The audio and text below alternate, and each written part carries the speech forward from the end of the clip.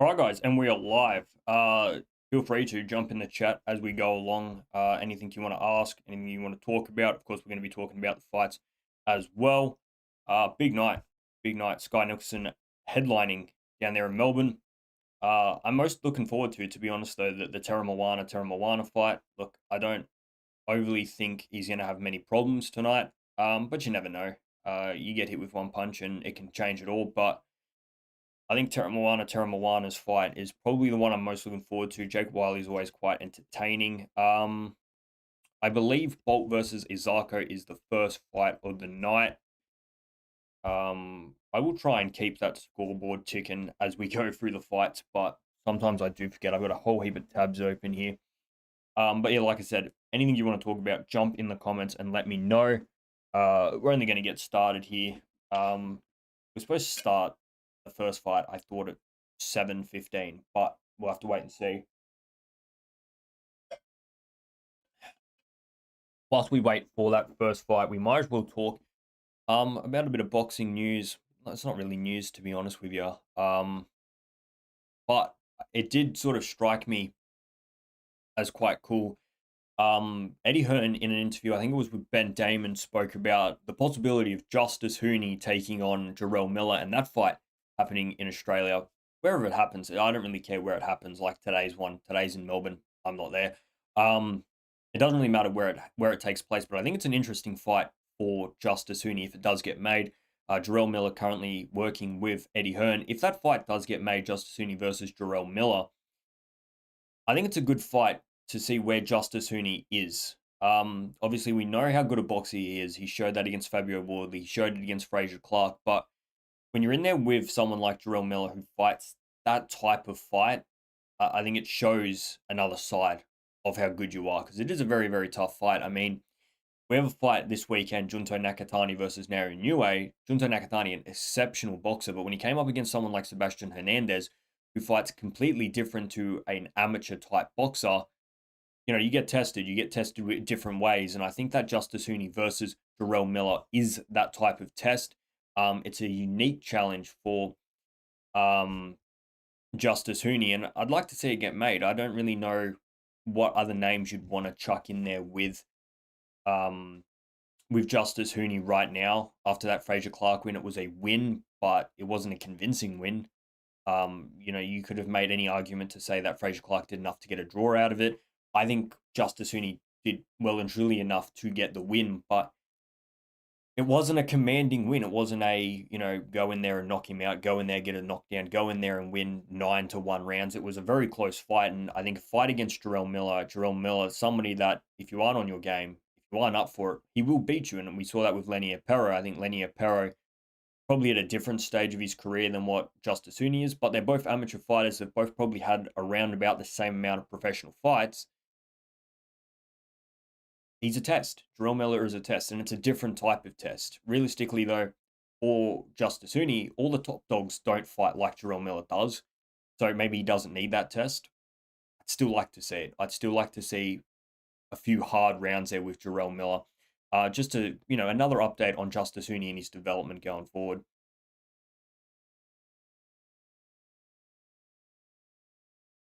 All right, we are getting close to this first fight starting. I've got it set up here on this computer, but I'm not quite happy with how the stream is going back and forth, so I might switch it to the monitor that's sort of on the wall there. We'll see. We see how we go. But the first fight, they are in the ring. I'd like to know what you guys think as well of matchroom boxing in Australia. Obviously, most of our boxing that gets done here is no limit. We get the odd sort of Tasman Fighters ones. They're the mainstream ones. Obviously, Tasman Fighters on Stan. If you aren't an Australian watcher, I'll let you know. In Australian boxing, we sort of have no limit boxing that controls Tim Zoo. Both the Zoo brothers and Sam Goodman's another big one of theirs. Liam Paro, another big one of theirs. They run on Fox. We also have Tasman Fighters that run. Obviously, they're few big names, Justice Huni and Jai Pattaya. There's some good up-and-comers that they've got as well. They've got some Maloney's and Benny Mahoney and a few other good fighters. They run on Stan Sport. outside of that, and by mind you, Tasman fighters do maybe 3 events a year. Sometimes there's a few more, sometimes there's a few less. So far, I think we've had one this year of Tasman fighters. I think there's been one. The last one was Dry Tires in December.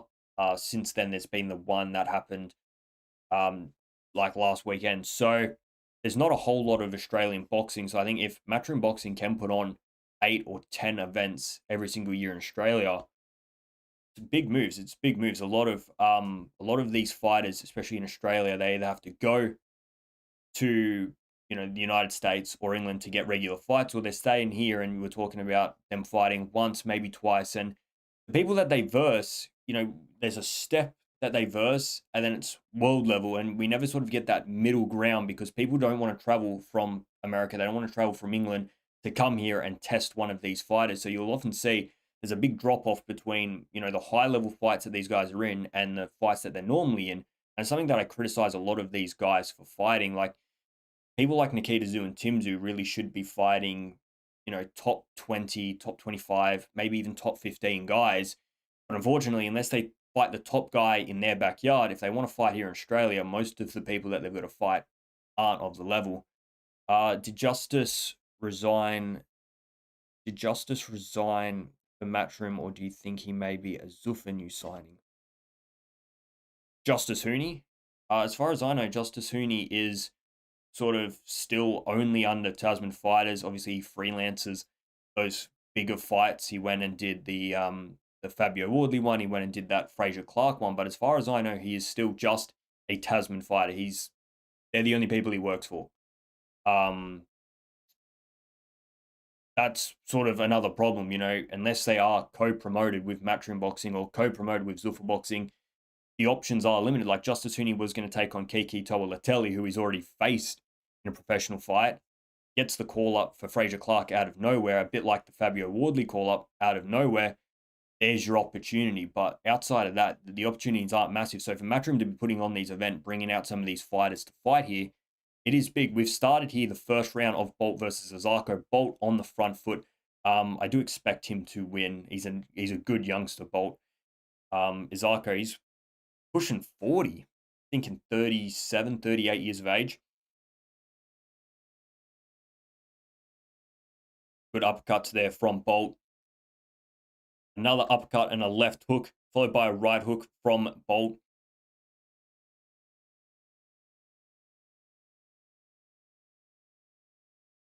Guys, like I said, anything you want to talk about, chuck it in the chat.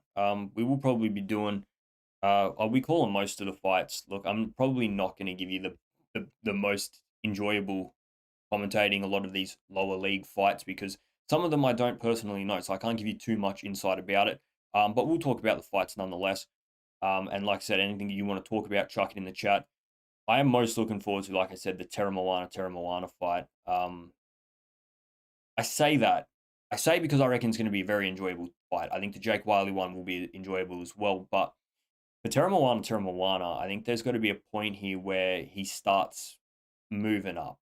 Like, no offense to Tapau, but I think we all can agree what Teremoana is going to do tonight. He's going to go and win. It just is when, not if.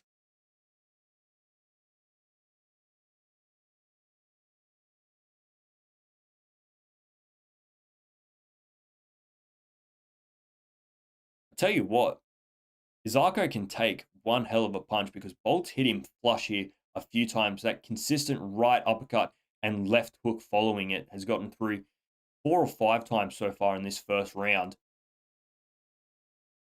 It will be interesting. Like this fight night here is Matchroom Boxing and who's the guy? Sam LeBruna is sort of a co-promotion. It'll be interesting to see whether Matchroom do some co-promotions with Tasman Fighters and with No Limit, because No Limit's got sort of the main run, like the mainstream boxing in Australia is No Limit Boxing. Whether you like them, whether you don't, when there's a big fight night happening in Australia, most of the time it is No Limit behind it. Tasman Fighters get some good ones as well, but I don't think they're pull as much as No Limit Boxing. So like a 5v5 No Limit Boxing versus Matchroom Boxing, I think is very, very interesting. I just don't see George Rose actually putting his fighters into that situation, which is a bit of a shame. Obviously, Eddie Hearn has been on the back end of one of those as well with Frank Warren. Eddie Hearn putting all these fighters in there and losing every single fight. So that's the risk you take. You know, you put in 5 of your best fighters or 5 promising fighters. So does Eddie Hearn. All of a sudden, your fighters have lost 4 out of 5 fights.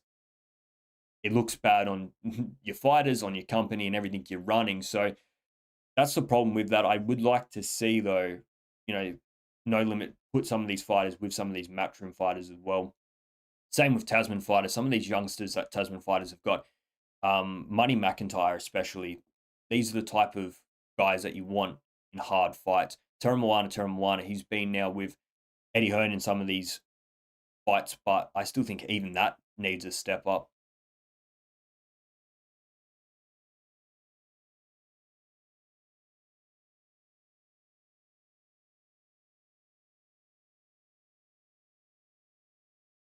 Tell you what, Isaako has taken one hell of a punch. Bolt's just gotten through. Oh, he's finished him here. He's knocked out Isaako. Nice work there by Bolt. I don't know which punch that one actually finished him off with because he landed about 4 or 5 of them. Where is this? Oh, where is this tab that I'm looking for? See the replay when it comes up.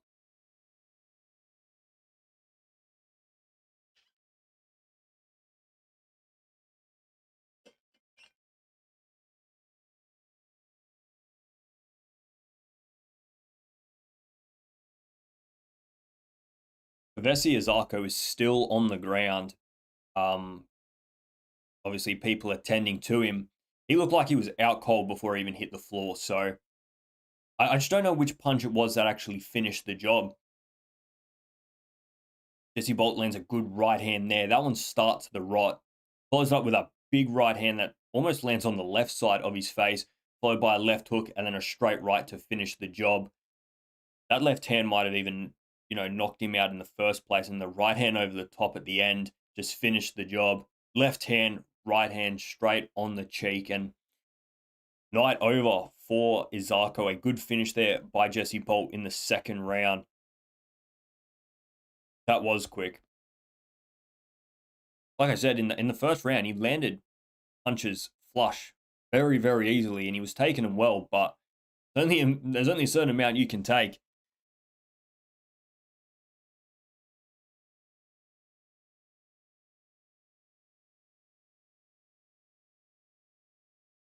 What do we think of the main event tonight? Skye Nicolson and Mariah Turner. Mariah Turner's coming off a good win over Steffi Lee Cutting, but I don't think she's gonna. I don't think the fight's gonna be close. If I'm being completely honest, I don't think the fight's gonna be that close. I think Skye Nicolson will win. I've picked her by decision. I don't know if you guys play the fantasy game on the Ring magazine, but I've tipped Skye Nicolson to win that fight by decision. I couldn't decide. Sometimes Skye Nicolson really plays with her food and doesn't go in there for the killer punch. So that's the reason I went for a decision. But I do think the main event might be 12 rounds, not 12 rounds, 10 rounds. So yeah, I think it could be finished if Skye Nicolson knuckles down. But like I said, a lot of the time she does play with her food. So for that reason I've gone a decision for Skye. Now the official order of this fight night, because originally I thought Jake Wyllie was supposed to be the co-main, but I believe Teremoana versus Bowie Tapau is the co-main. Jake Wyllie versus Miles Zalooki is third last. Jake Wyllie was originally supposed to fight somebody else, Ibrahim Bowler. That got changed 2 weeks ago, maybe a little bit more, maybe a little bit less. So what type of fight we come to see in that Jake Wyllie one? You never know with these guys that are sort of late replacements. Although he's had some good time, you never know. Jake Wyllie himself, a replacement when he took on George Kambosos Jr., and you saw what he got out of that fight. He got a no doubt Mariah Turner's coming to win. She's had a lot of fighting words in this fight week, and I don't doubt for a second that she's going to come in here and put everything into this fight. That win over Steffi Lee Cutting was a very good win. I just don't know whether she's going to be able to technically match Skye Nicolson in the fight. Heart and will and courage in a fight can do a lot. And we saw Tiara Brown Tiara Brown going into that fight is not as technically good as Skye Nicolson, but it didn't matter because Tiara Brown made it her fight and won it on her own terms. If Mariah Turner can do the same, Skye Nicolson can fall into a bit of a trap there where she goes away from her style. The other thing is about Skye Nicolson that I think's a big boost. It's not a big drop, but this drop off in weight, she looks massive against everybody she fights, and even Mariah Turner, she's considerably bigger than Mariah Turner. So yeah, I just don't know whether Mariah Turner. I hope Mariah Turner can perform well enough tonight that she does get that sort of recognition, and possibly even a contract for future fights. I just don't know whether the effort will be good enough to beat Skye Nicolson. Well, the first fight was very, very quick. I do believe the next fight of the night is Andrew Hunt versus Benjamin Hussein. I might have to move where I'm watching it to, like I said, to the other monitor. I didn't really want to because it is a bit of a pain. But I think it's just going to work better. A bit laggy on this one. If there is any problems with the audio, the visual, anything that's going on, please do let me know. My housemates are home, so if you do hear racket in the background, I do apologize. It is them in this rickety old house doing fuck knows what they're doing, but do apologize for that noise. Let's try and get us to 100,000 subscribers so I can go and live by myself. I think that's a fair fucking deal. Dude, was there any other news that I was going to talk about in the build-up to these fights tonight? I'm just trying to think if there was anything that's sort of come out. There's been a few sort of stale days. Obviously, there's the big Anthony Joshua versus Tyson Fury announcement. I didn't actually make a pre-record video talking about that because I thought, well, we all sort of knew it was going to happen. I'm sort of more interested to see when it happens, right? We got a teaser that it was going to happen. We're hearing that a deal has been signed, but what happens if by some miracle this guy that I've never heard of that Anthony Joshua is fighting knocks him out? All of a sudden those plans are in the bin. I wouldn't be surprised either if Tyson Fury takes another fight. I wouldn't be surprised if we see Tyson Fury fighting in July, maybe even August. Preparation for that October, November, December date with Anthony Joshua. I just want to sort of see the fight. I couldn't care less whether Anthony Joshua has this warm-up fight or not. I think a lot of people feel the same, especially because nobody knows who the guy's fighting is. It does make it a whole lot less interesting, but I think Anthony Joshua versus Tyson Fury, that fight just needs to get made because that's where the hype's going to be, and that's what we're all sort of waiting around for. Yeah, like I said, I don't think there's been a whole lot of news talk about the past few days. Got a lot of fights this weekend. Junto Nakatani versus Naoya Inoue and David Benavidez versus Sergio Ramirez. I've got 2 preview videos up on the channel, so I'm not going to actually tell you what I think's going to happen in those fights. If you want to know, they're in that video. We go through it all, film study and everything else, so definitely go and check those videos out. But I don't know which fight's going to be better. Junto Nakatani versus Naoya Inoue, I think is going to be a very technical masterclass of a fight, but they could both be quite standoffish for large periods of that fight. Worried about what's coming back, so it could be boring. I hope it's not.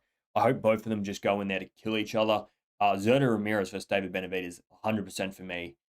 As long as they don't get into these sort of huddles of clinching and holding on for large periods of that fight, if this fight's what we think it's going to be, yeah, it's going to be unbelievable. And Sergio Ramirez, well, for both of your fights, you got Junto Nakatani, who I think a lot of people are counting out off the back of Sebastian Hernandez's performance. Sergio Ramirez didn't look great against Yunil Dorticus, but still wins quite convincingly coming into this fight against David Benavidez. But David Benavidez, so much hype around him. I think everybody's focused on those two, Naoya Inoue and David Benavidez, and probably counting out their opponents. I think their opponents are what make these fights so good because they are very close fights. And you could 100% say, for me, they're probably 60-40 in favor of the favorite being David Benavidez over Zerto and Naoya Inoue over Junto Nakatani. But boxing's not normally that simple, all right? surprises do happen. And David Benavidez is going to be in a very, very tough fight on the weekend. He's up against a guy that's actually natural at the cruiserweight. David Benavidez is blasting through these divisions.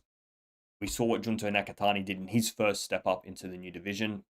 Very different weight classes, but still. All right, I might have to just set this up on the other screen. I think we're getting very, very close to the second fight of the night. Hopefully, it goes a little bit longer than the first one. So if you all bear with me, I am going to try and set that up a little bit different. Just so I'm not having to scroll back and forth. Oh, actually, you know what? Now we'll see how this fight goes, and then I'll make my decision. I don't really want to have to reset it all up.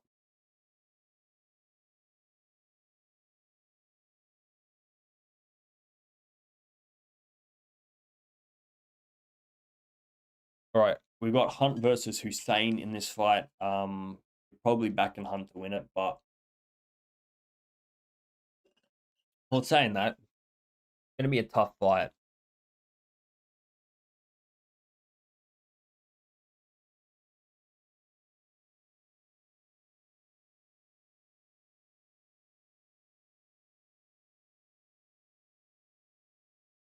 I do wonder whether Matchroom Boxing. I'm sure Matchroom Boxing are looking at Australia's prospect and saying we're going to run Australian boxing. I do wonder if number one that's achievable, or number two when it happens, because Matchroom Boxing is a massive, massive enterprise with some of the biggest names in boxing. You start shipping some of those names out here and you start putting on these events, all of a sudden your No Limits, your Tasman fighters get pushed to the side, and I'm sure that's what Eddie Hearn wants to do. I mean, if you hear what Eddie Hearn wants for Matchroom Boxing, it's not too dissimilar for what Zuffa Boxing want to do. Eddie Hearn wants to be the face of boxing. He wants Matchroom Boxing to be the face of boxing. Yeah, in a different way. He's not trying to set up a league. But when you talk about boxing, Eddie Hearn wants you to mention Matchroom Boxers. He wants you to talk about Matchroom Boxing first. But in a different way than what Zuffa Boxing's doing. And I think coming in and capitalizing on Australia, which it is a weird stage of Australian boxing. I think we've got some unbelievable boxers in Australia, but I don't believe the Australian boxing scene is striving, if that makes sense. I think there is a lot of room for improvement.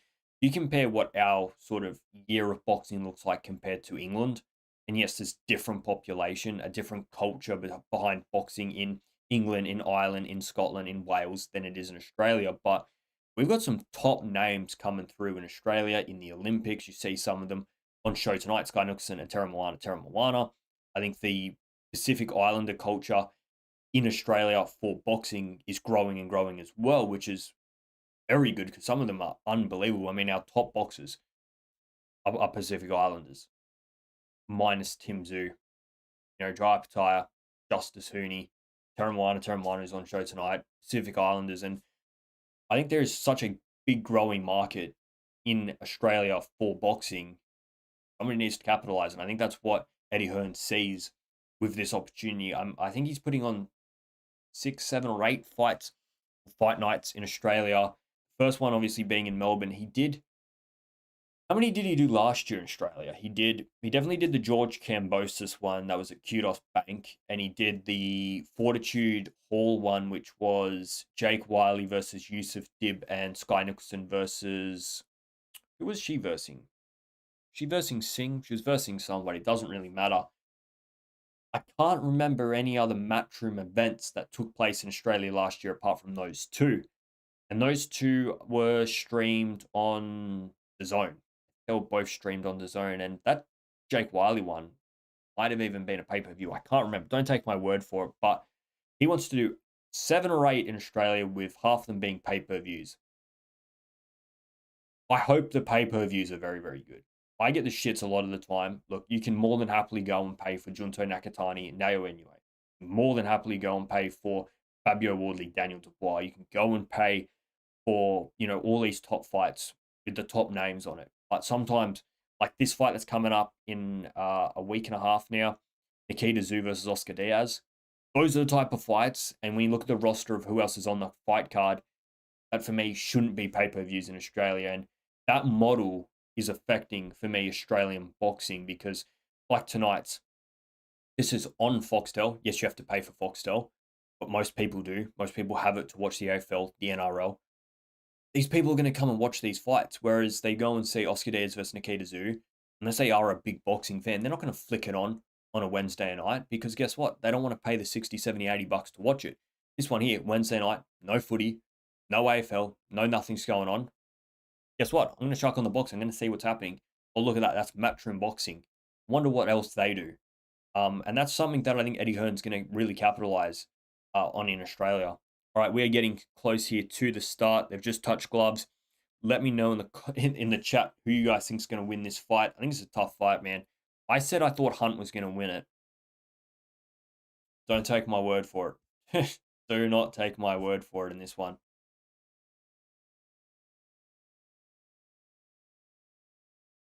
Like I said, guys, anything you want to talk about, chuck it in the chat. We can discuss anything. It doesn't have to be boxing, man. All right, here we go. I'm predicting Hunt over 10 3-minute rounds. I've got Hunt winning it, but we'll have to wait and see. Some good uppercuts there. Right hook, though.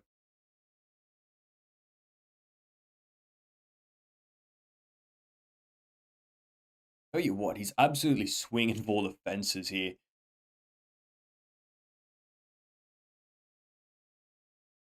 If we get 10 rounds of this, I'll be well entertained. Very clinch heavy, but still both fighters being able to work in it. Lots and lots of uppercuts and hooks by both men.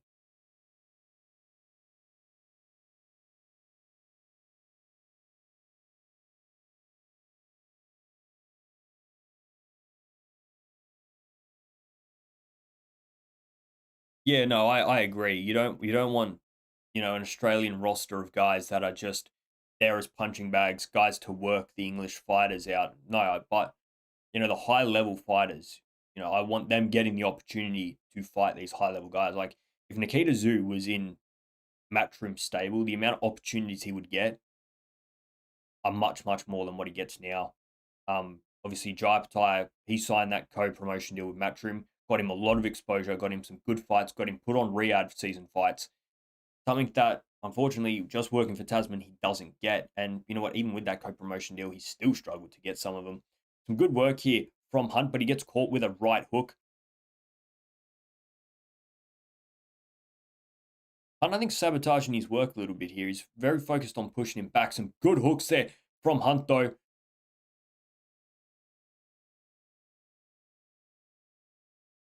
Hussein trying to get off the ropes.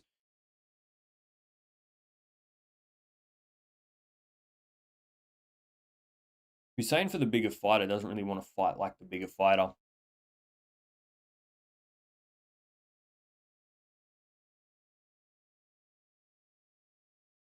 Good uppercuts there from Hunt.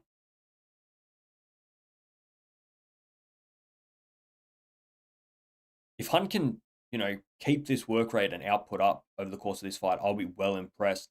I just don't know whether he can. He might be gunned for a stoppage here. If not, Hussein might be on for a late fight. Oh, good uppercut there from Hunt. 3 jabs in a row there from Hussein, but none of them really get through. Another combination there from Hussein that all miss. And you probably say the first round definitely goes to Hunt.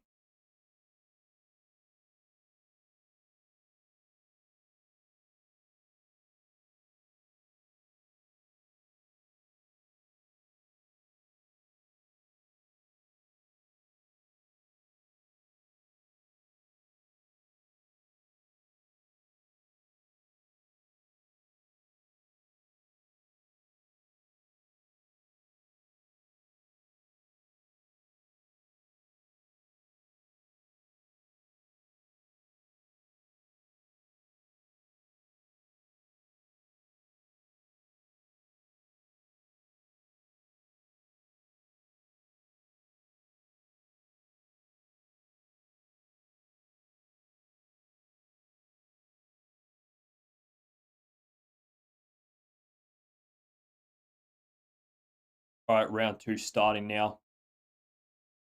Definitely first round went to Hunt. He's just doing much better work. He landed a lot of clean uppercuts and hooks in that fight. Hussein missed quite a bit considering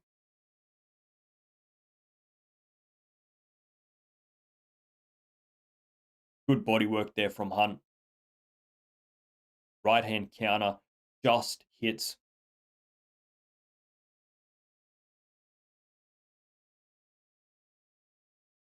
Ooh, big right hand from Hussein that lands on Hunt. Hunt's output and attack is very, very good. He's throwing great combinations, but not the most respectable, not the most sort of defensive fighter you're ever going to see. He's not very responsible when it comes to his defense. He's just letting his hands fly. And Hussein's caught him a few times. Nothing flush yet, but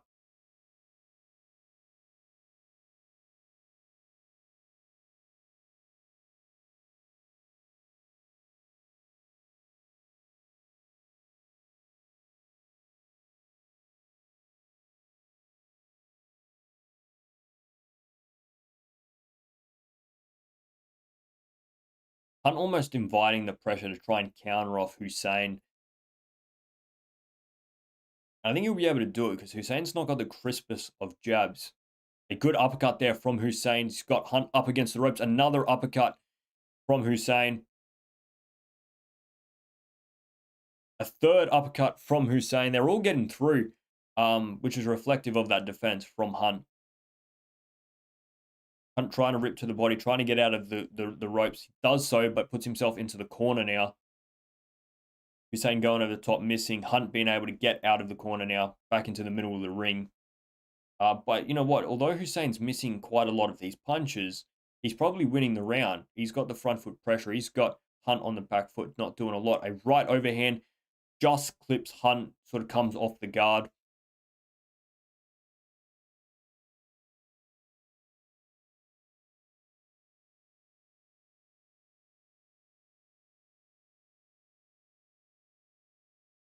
Big left hand from Hunt misses, and Hussein's able to counter. Some good combinations to the body and the head.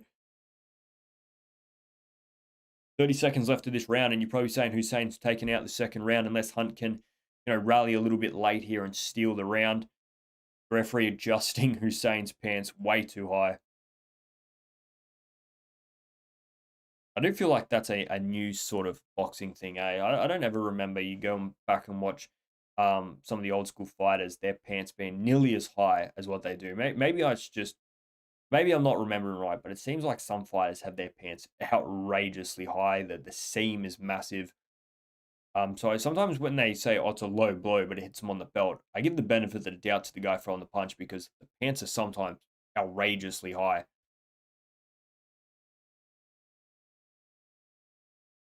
Yeah, I think it's one round apiece. I would give it so far. Andrew Hunt didn't do a lot in that round. Hussein, although most of them missed, he did score some good upcuts. Was on the front foot. He gets that round. I'm just trying to think. Let me know in the chat, guys, what you guys think. What matchroom boxer would you most want to see on one of these Australian fight cards? Out of anybody. They can be world champion. Probably more unlikely if they're a world champion, but if there's one matchroom boxer that you want to see in Australia, who is it? Because obviously Matchroom's got a few good ones. I'd like to see a Matchroom versus Queensbury show in Australia. I think it's very unlikely and very difficult to put together, but you never know. All right, round 3, here we go. Hunt's starting it a lot better than he did the last round. Why is that fucked up? Right hand misses from Hussein. Hunt able to counter. We're a bit behind here. Apologies. I think I just fucking missed a knockdown because of the fucking lag.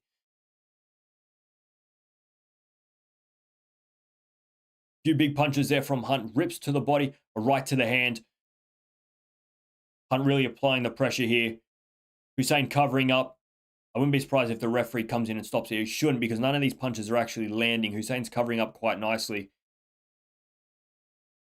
Left hand there from Hunt gets blocked as well. Hussein's high guard oh, left hand though comes through from Hunt. This is when I was going to say that Hussein's covering up quite nicely. Hunt is able to land a good left hand, sort of end of the nose of Hussein.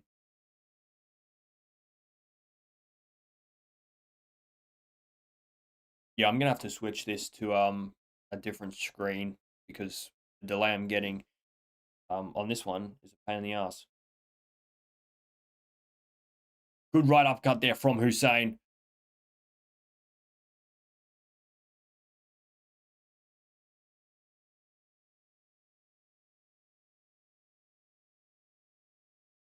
Right hand gets through the guard of Hunt. Hunt's not great on defense at all. His attack and his output and his combinations are all very, very good, but Hussein's been able to get through this high guard so easily, straight rights, uppercuts. There's just a massive, massive hole in between those gloves.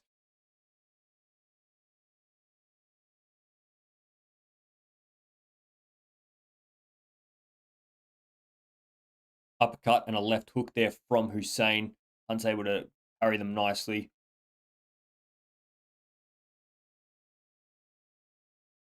Hunt started this round very, very well and sort of almost gone to sleep for the last minute of it. And if you keep that sort of momentum up throughout a fight, you're going to lose these rounds. He's obviously not lost this one, but good uppercuts there, followed by some hooks from Hussein.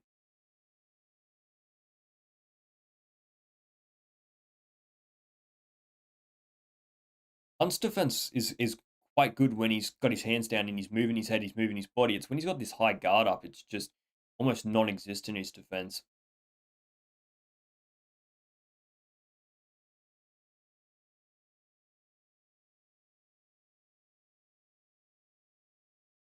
Guys, I'd like to know what you think of Bowie Tapau in this co-main event.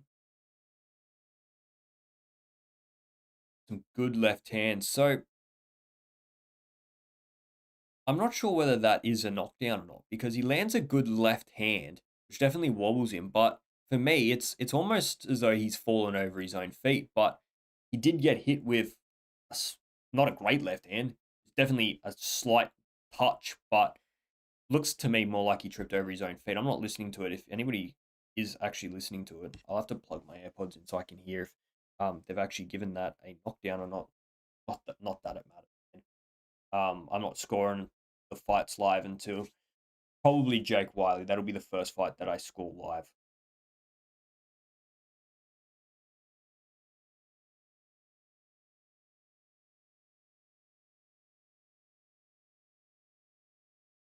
What I said about the engine on Andrew Hunt, if he's able to, consistently keep that output up, it'll work for him. But it looks as though he's able to keep that output up for the first minute, minute and a half, 2 minutes, even, and then almost allows Hussein to steal the round in the end. It's probably 2 rounds to 1 in favor of Hunt. I'm not sure whether they actually did count that as a knockdown or not, so you'll have to let me know.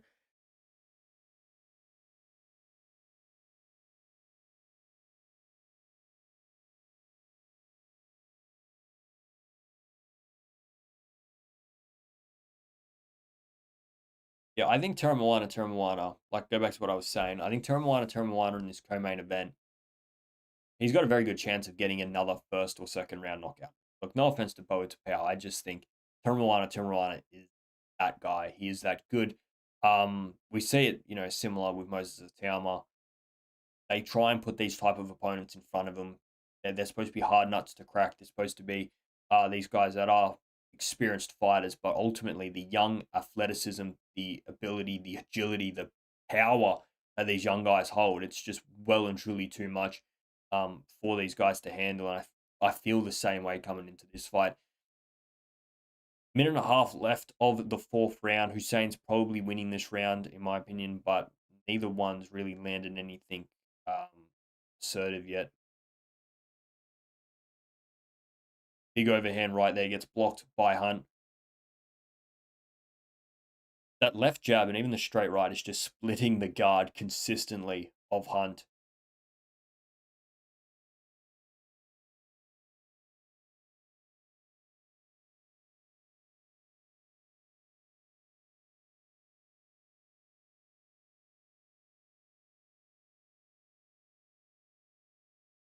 This fight here, that right, it's this type of fight with Hussein just leaning on top of him.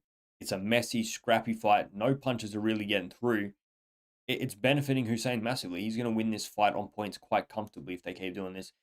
Andrew Hunt needs to get that distance back and start boxing the guy, counter puncher him. Like, good combination there from Hussein. Hussein's got a excellent engine, and I think he'll be able to keep this pace up for the entirety of the fight. Hunt needs to start letting his hands fly and separating that distance a little bit. A good uppercut there from Hussein. The punches don't have a lot of sting on them from Hussein, which is good for Hunt, but he's getting outworked, he's getting outmuscled, he's getting pushed around. Some good body work there from Hussein. Straight right, just misses. That one doesn't, though. Good uppercut as well from Hussein. And you'd give that round to Hussein. Andrew Hunt just being marched around the ring, being pushed around.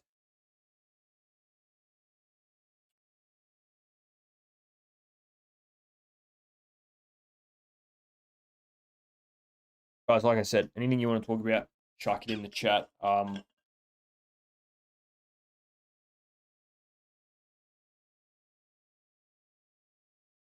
lot of Aussie sport going on in the next few weeks, especially combat sports. We got this. We got Della Maddalena out there in Perth on Sunday. Trying to think if that's Sunday morning or Sunday night. Why am I tempted to say that it's Sunday night in Perth? I can't remember. Don't quote me. But Jack Della Maddalena this weekend. Nikita Tszyu fighting Oscar Diaz May 6th up there in Newcastle. So a lot of fights going on in Australia. We got Tim Tszyu preparing for this Errol Spence fight, which, when they first spoke about that fight, well, not even spoke about it. When the deal sort of first came to light, I was hearing that it was going to take place in Dallas, Texas, in that 80,000 arena. Now, when I saw that announcement, I says, well, is Errol Spence still that big a name? Is Tim Tszyu still that big a name to fill out that stadium without a proper main event? And I think for that reason, the fight's going to actually come into Australia, which I was not thinking it was going to. I thought, yeah, it's going to go into America. It's going to be on a big card, probably co-main. But I think there's a good amount of money.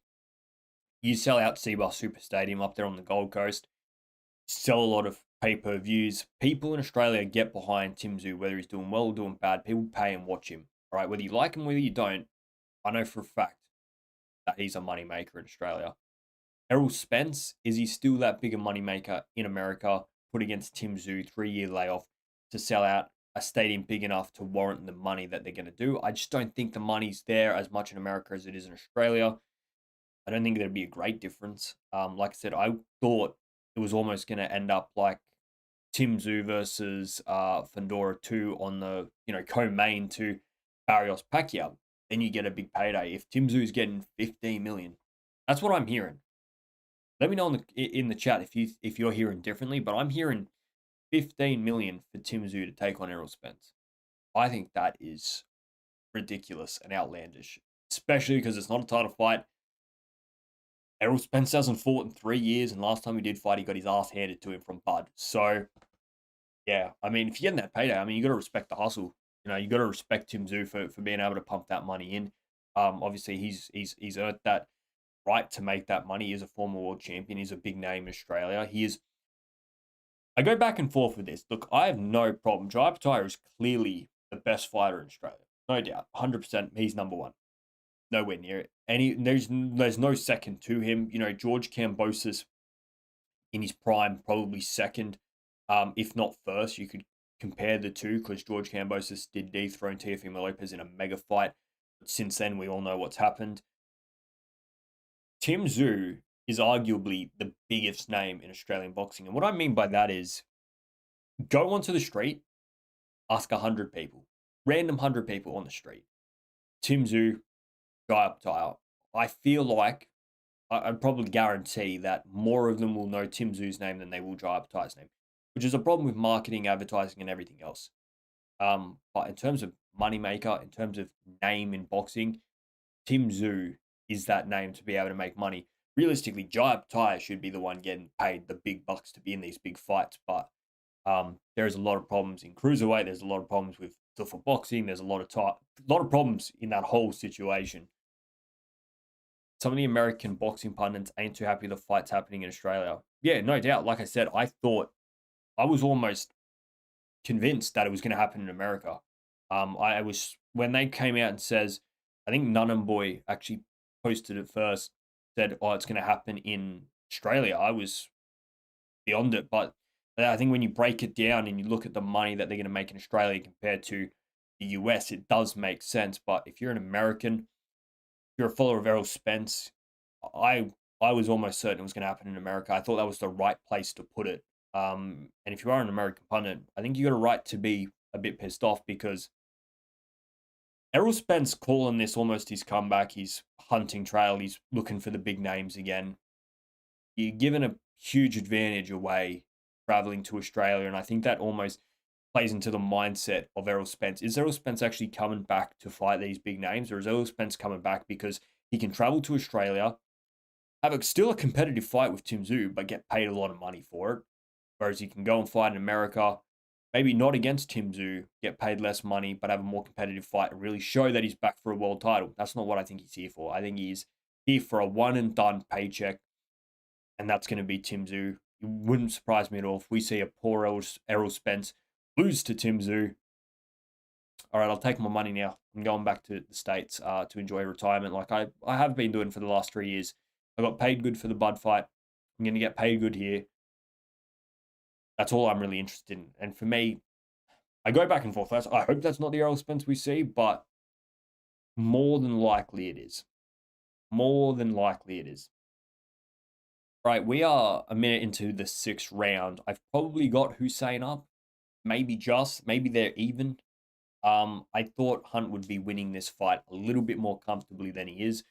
Hussein's doing very, very well. He's making it his fight. He's making a hard, difficult fight for Hunt. He's using his size. He's using his muscle. Though the punches aren't really stinging him, doesn't matter. He's winning those rounds. He's pushing him back. He's making this a tough, shitty fight for Hunt. And I think Hunt just needs to stop walking forward a little bit. He needs to let his hands down, step back, try and counter because Hussein's not very quick. The counter is going to be there, and counter and land one punch. You can counter and land 3 or 4.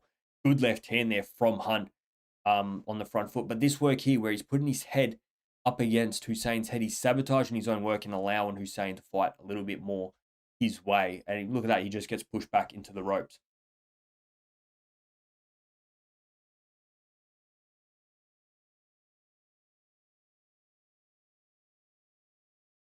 Good uppercut there, landing from Hussein. Big right hand from Hunt, followed by a left hook. Just not clean. Just not clean enough, not crisp enough to trouble Hussein. Hussein's just applying the pressure. A lot of shoe shining shots. These little hooks that he's doing to the head, they're landing. They're scoring shots, but they're not hurting Hunt. They're probably tiring him out more than anything. And this style of fight is turning him out. That's what I said at the start of the fight. If Hunt can keep up the work rate, he'll win it. But at the moment, he's not keeping up with the work rate. These one-off shots, these big left hooks, these big right hooks, they're not going to win you this fight because I don't know whether you have enough power, especially the later this fight goes, to stop Hussein. Big right hand there from Hunt. But Hussein just ate it up and kept walking forward. Still these shoe-shining uppercuts and hooks from Hussein. And you know what? You probably say Hunt landed the better shots. Saying that, Hussein's ending this round very, very well. He just missed. Oh, good uppercut there. And Hussein, I think, steals that round. Guys, if there's any problems with audio visual, please do let me know and I'll try and fix it up. I'll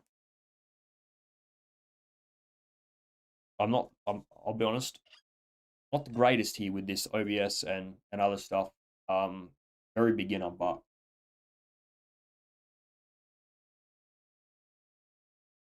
we'll make it do.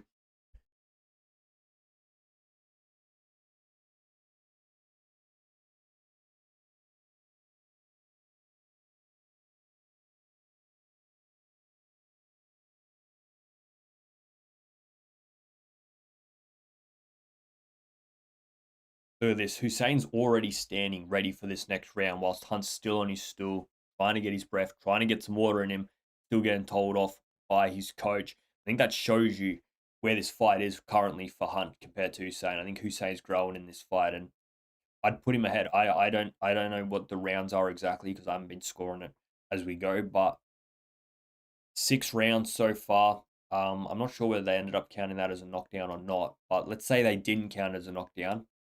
Probably 4 rounds to two in favor of Hunt. If not, it's probably three apiece a draw when you take that point away. But it's what happens now. Few rounds left. Hussein's winning them the past few, so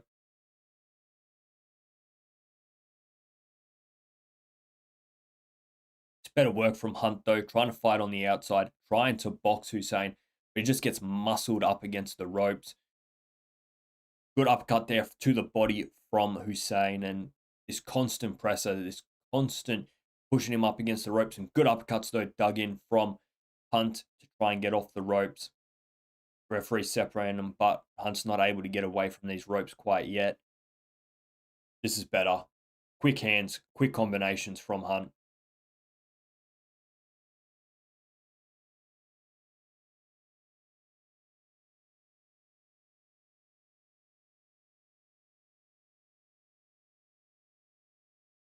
It's a brutal fight, this one, for Hunt, and he just doesn't look enough equipped for it at the moment. He doesn't look like he knows how to separate the distance and get off these ropes. He's just getting muscled and muscled from Hussein, who is the bigger man.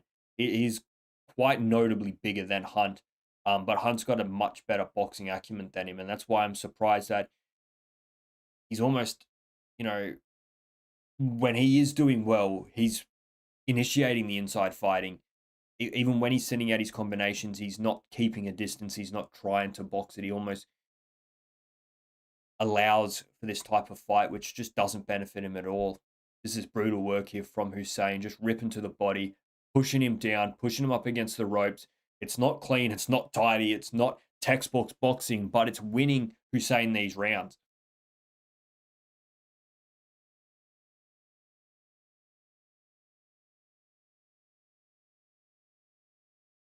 I'd love to see what the punch stats are from this fight because Hussein is throwing shoe shining shots. Nothing's got a lot of sting on him, but he's on the front foot. He's pushing him back. He's doing everything he needs to do to win this fight on points. He's not going to stop Hunt. They could do this for 20 rounds, and he's probably not going to stop him. But it doesn't matter at this point. If he starts, 8, 9, 10 rounds, as Hunt is starting to fall apart here, starts sitting on these shots, yeah, he's got a chance of stopping him because Hunt's output has lowered significantly from what it started as. Still think there is an opportunity for Hunt if he can get his feet working, get his body working a little bit. The engine just doesn't look there, does it? It just doesn't look there. And it's another round to Hussein.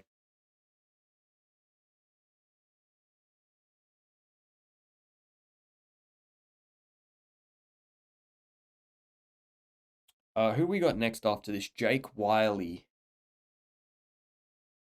I'm not sure what to make of his opponent. These sort of late step-ins, second name for a fight, always worry me. You just don't know, do you? You just got no idea what to expect from a guy like that. But we'll have to see. Jake Wyllie is, to say where he was to where he is now, is an exciting, exciting step up. I mean, he gets his big break off a loss. We know that. But since then, he's done everything right. He's done everything right. That fight that he had last against Paul Fleming, I mean, I'd love to know what you guys think of that fight against Paul Fleming, how you scored that fight. Because for me, um, Paul Fleming lost that fight. That's my opinion. I think Paul Fleming lost that fight. I think he fought very, very well at the start of the fight.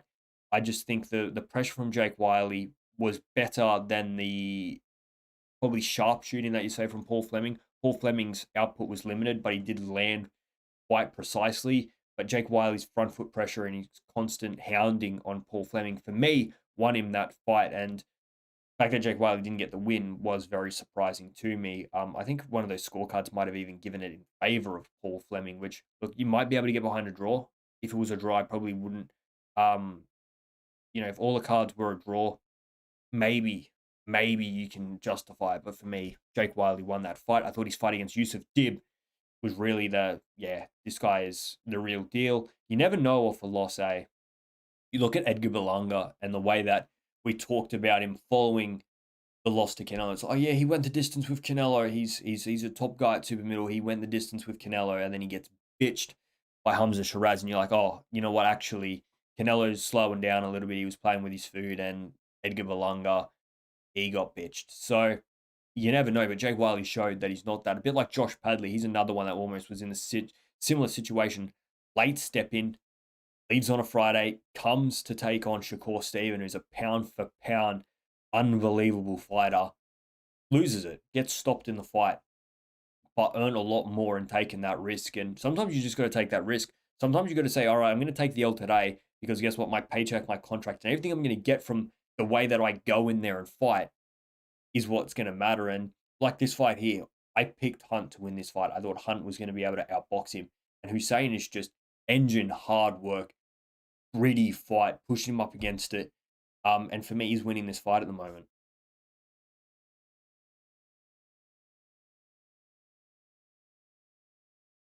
Guys, make sure you jump in the chat. Like I said, we can talk about anything. It doesn't have to be boxing. I follow plenty of other sports. We can talk about boxing. We can talk about this event. We can talk about other events. Make sure you are subscribed. Make sure you do like the live stream. Share it with everybody. Let's try and get this live stream to some good numbers. All right. Look, I know my channel's quite small, but got to build from somewhere. The way that we've built, I've been at this for what, 13, 14 months. You got good days, you got bad days. So if we can try and get the channel to 1,000 subs by tonight, that would be unbelievable. But I don't expect it to happen. So as many of you that can subscribe, it does help. That's my little begging pitch done. Let's get back to this action where Hunt is pushed up against the ropes once again, and Hussein is just putting his body weight. Oh, good left hook there from Hunt. But Hussein just eats it up and keeps moving forward. Lands a good left hook of his own, followed by a left uppercut right at the end. Hunt's nose bleeding as he walks back to the corner. And for me, he is a guy that is losing this fight. Hussein looks more than comfortable in himself, his performance. He's standing. He's not even sitting in the corner. I know they're adjusting his pants, so we'll have to see whether he does sit or not. But even the best shots from Hunt aren't hurting Hussein. And the problem when you have that is, all right, you got to start coupling them up. You got to start coupling them up. You got to put them to the body. You got to keep moving, which he did do better in that round. But I guess it depends on how the judges are scoring it. It was probably the best Hunt round for a few rounds. And it was probably a 50-50 round, which way you like it better. What round are we in? We are going into the 8th round now, I believe. The 8th round, I think it was. I'll tell you in a minute, because they're about to walk back into the ring. Walk back into the ring. Walk back into the center of the ring.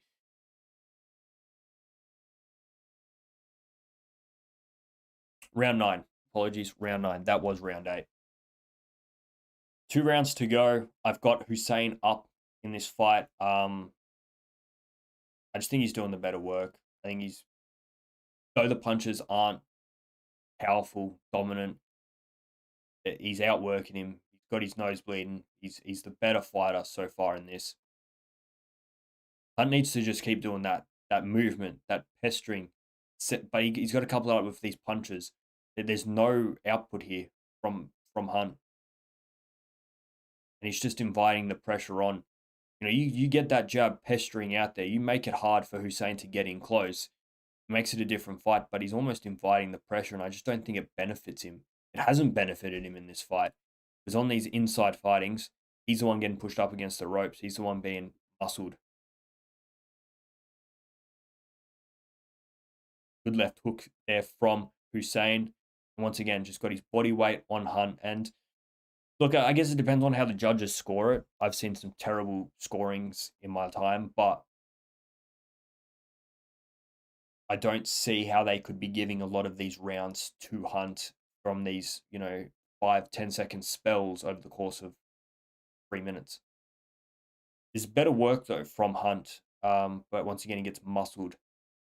I guess the good thing about that interaction was Hunt was the one landing the punches. All Hussein did was push him back.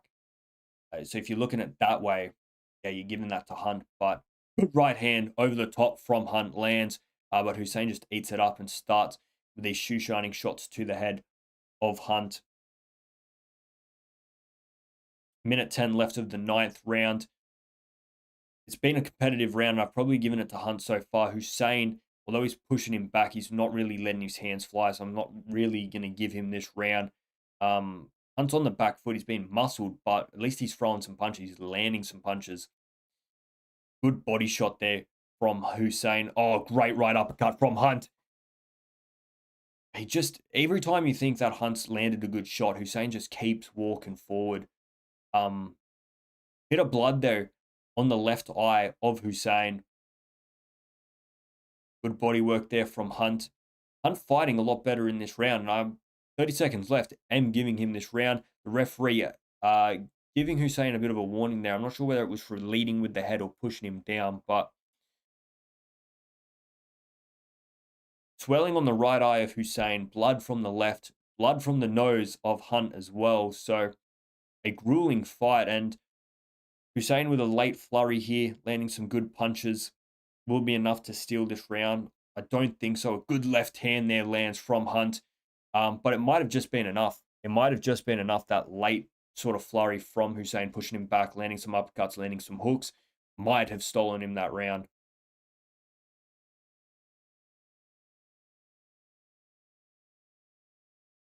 One round to go.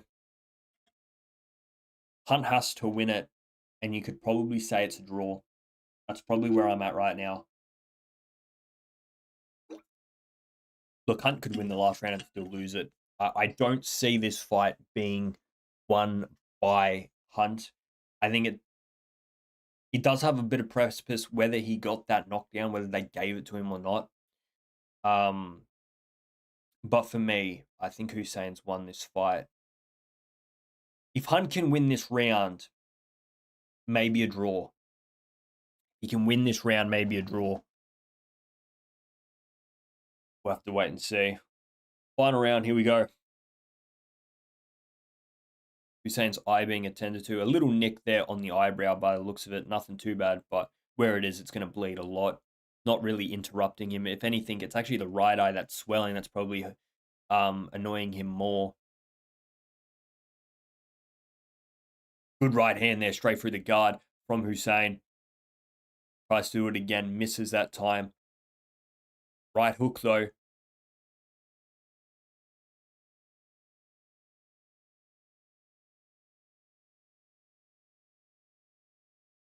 Good combination there from Hunt. Lands with a straight right and a left. Right hook, just glancing the chin of Hussein. Good start to the round here from Hunt. Ripping to the body, tries to go upstairs, but misses the right hook. Hussein's got Hunt up against the ropes. This is where he needs to work. Good left hand there from Hunt. Trying to get off these ropes. Some good body work. A big left hook, though, from Hunt. I think that one hurt Hussein, but not enough to get him off him. Hussein's now leaning once again on Hunt in the ropes. Misses a left hook, but follows it up with another left hook that actually lands from Hunt.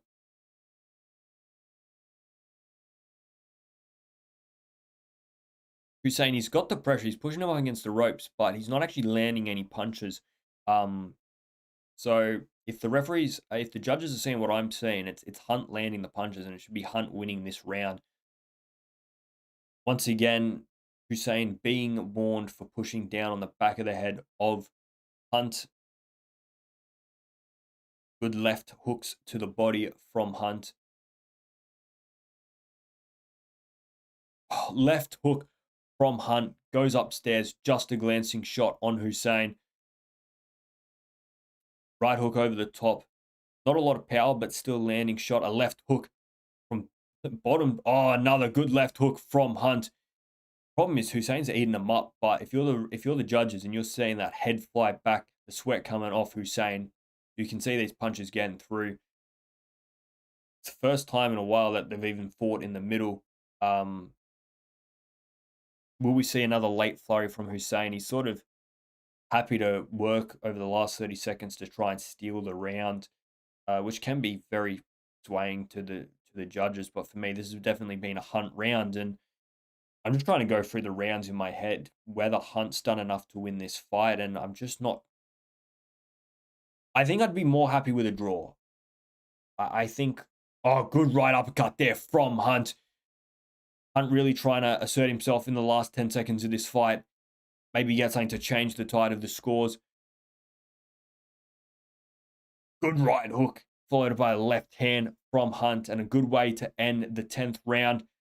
For me, I didn't score it as we went, but I don't know whether... You know what, to be honest with you, I think a draw. I think a draw is the fairest result in this fight. I'm not sure Hussein did enough boxing to win that fight, and I'm not sure Hunt had enough control of that fight to win it. If you break down the rounds, depending on if they scored that knockdown or not, you know what, to be honest with you, I've got no idea how these guys are going to score this fight. Let us know in the comments, guys, how you think they're going to score this, or who you gave it to. How did you score it? Either one works for me. 10 rounds, 5 apiece, 5 rounds apiece. I don't know whether that knockdown counted or not as a knockdown. That could be the turning point on whether this fight is a draw, a loss, or a win in any way. I think that's how close this fight is. I thought Hussein definitely controlled the middle rounds. Hunt won the last 2. Hunt won the early 2. You know what? Hunt might have just done enough to win this fight. Hunt might have just done enough to win this fight. Not convincing, not by a mile. And to be honest, if they gave it to Hussein, I wouldn't complain either. I think it's that close.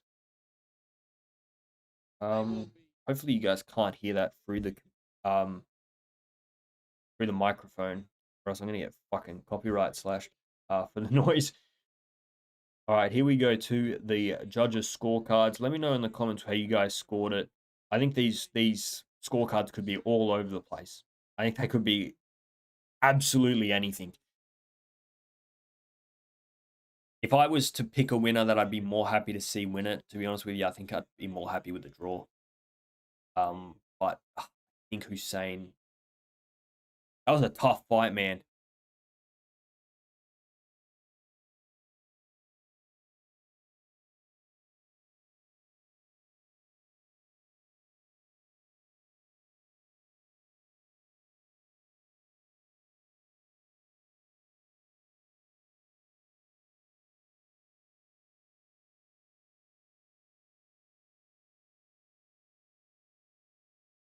$95.94 Hussein. $95.94 Hunt.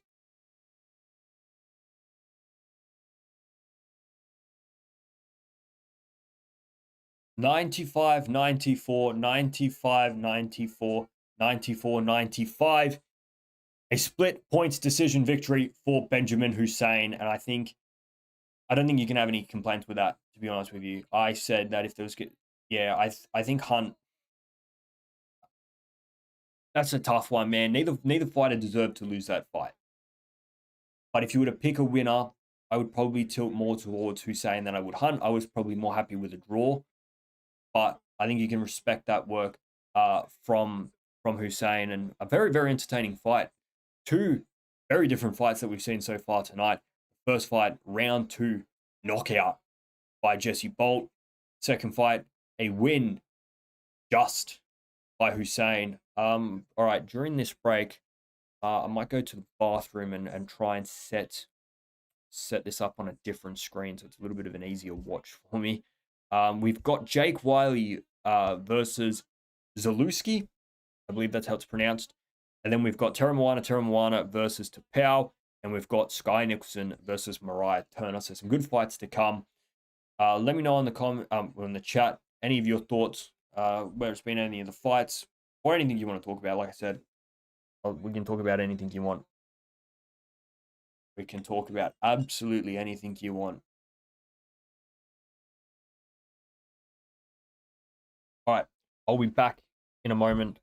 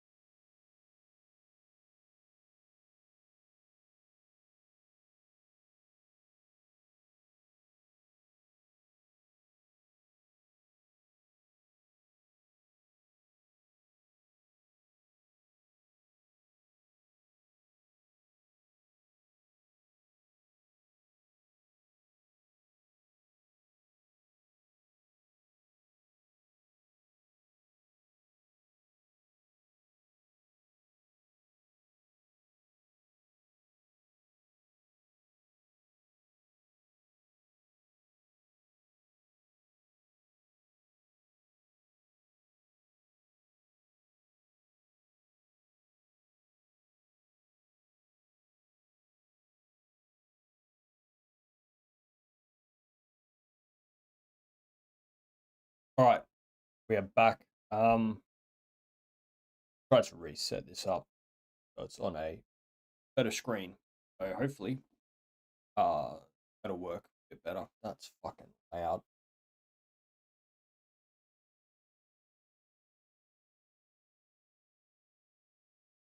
All right.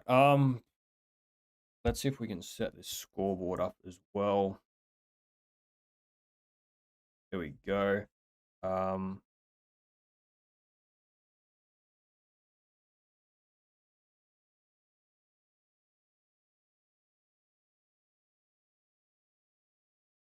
I'm not sure how many rounds Wyllie and Zalooki are fighting. I would gather 10. But don't take my word for that.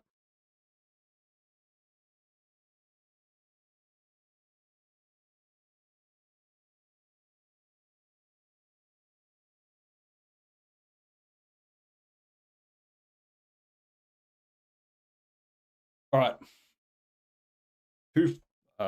Two fights down. Third fight coming up. Jake Wyllie versus Zalooki.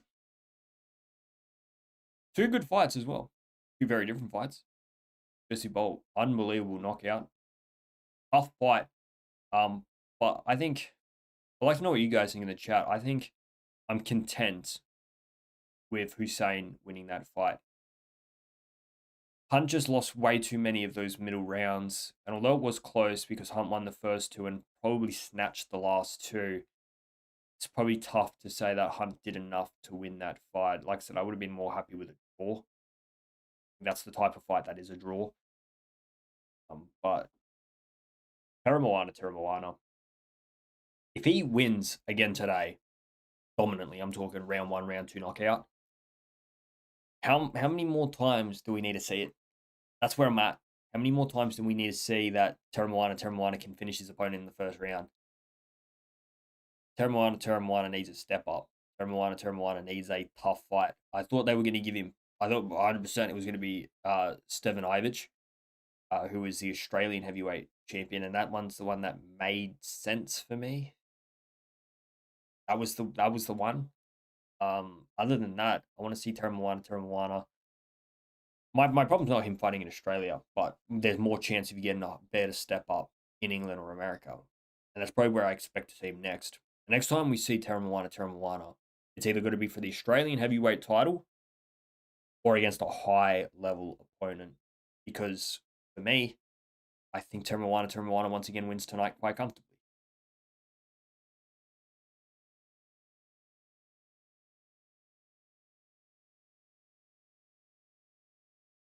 All right, Jake Wyllie and Miles Zalooki are being called to the ring now. Let us know in the chat who you guys think is going to win. For me, Jake Wylie's going to win. I'm not sure what to expect from Zalooki. Like I said, with these sort of late replacements, you never know, do you? You never know what to expect. Let me just. So Jesse Bolt won round two knockout. Benjamin Hussein wins 95 and 94 times two, and the third scorecard was 95, 94.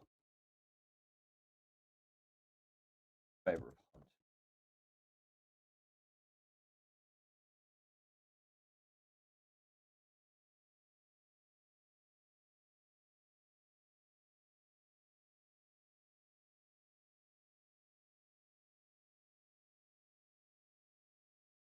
All right, so look, I don't sort of have any thoughts other than Jake Wyllie winning tonight. In this fight, I don't expect to see much from Zalooki. Zalooki is almost that sort of perfect recipe of you don't know what to expect. It's been 3 years out of the ring. He fought Yusuf Dib in 2023. I don't believe he's fought since, and he's the late replacement for Ibrahim Baller. So I think Jake Wyllie wins this. Does he stop him? That's the question. And that really relies on what type of Zalooki we see. Jake Wyllie can hit hard, but he's more of a workhorse and an engine, and engines and workhorses normally get a decision rather than a knockout. But we'll see. I wouldn't put past Jake Wyllie to stop him. mid rounds, rounds 5, round 6. I think we're gonna have to. I think after we see the first 2 rounds of what Zalooski's offering, we're gonna know for certain how this fight's gonna go. What are we predicting? I'm gonna say round 6 TKO in favor of Wyllie. I don't think he's going to knock him out in one punch, but the referee might step in from a beatdown. Either that or if Zalooski's really here to fight, it will go to a decision in favor of Wyllie.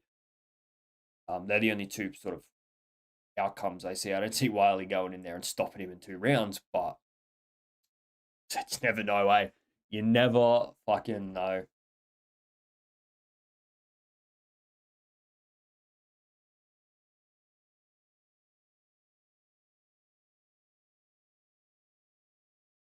These guys are just not 60 kilos. But like little Liam Wilson next to him.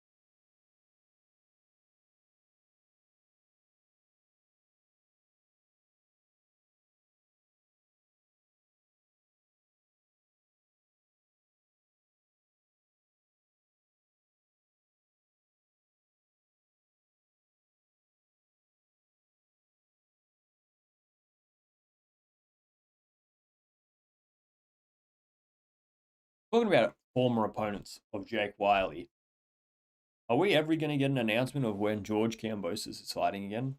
Like, I follow him on Instagram, and I swear to God, every single day for the past 6 months, he's saying, news coming soon. Is that news coming soon? Doesn't seem as though. Obviously, I don't really have any high thoughts of what George Kambosos is going to do from now to the end of his career. But, you put him on a card, and I'm going to watch that fight. Right? George Kambosos puts on entertaining fights. And at the end of the day, you don't have to go in there and beat the world every single time you fight. If you go in there and put on an entertaining fight, that's all I care about. I'm just surprised. I thought George Kambosos, he fought Richardson Hitchens. I know he lost, but that was June, July, August last year. 10, 11, 12 months. What are we doing?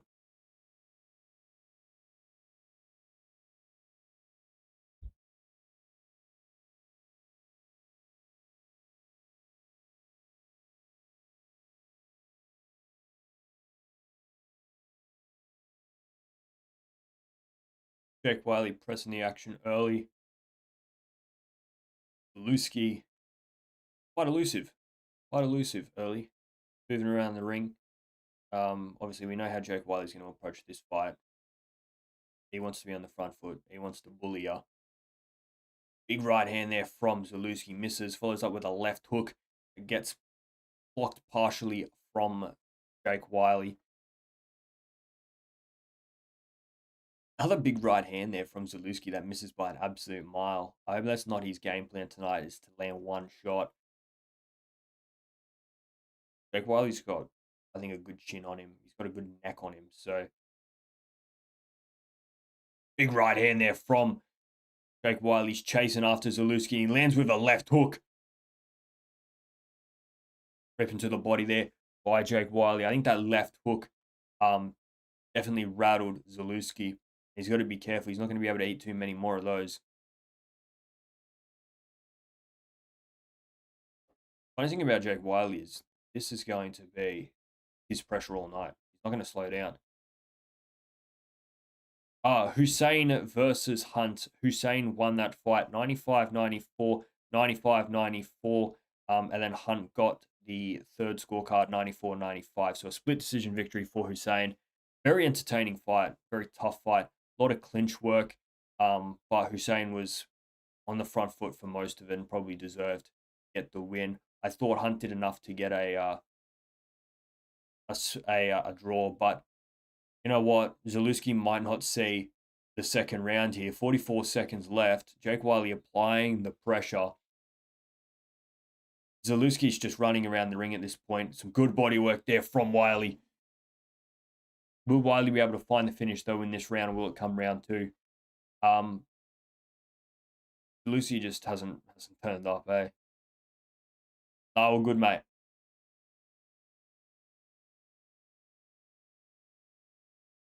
20 seconds left to this round. Zalooki in his corner, not even moving. Left hand gets through from Jake Wyllie, followed by the right over the top. And Zalooki goes down. 14 seconds left. He's probably going to see round two because he's not stopped, but he's not going to see much more of this fight. Jake Wyllie trying to get on the front foot again. Can he land? No, that is the first round. I hope Turner will win against Nicholson. Yeah, lots of people have said that to me. Not just in the stream.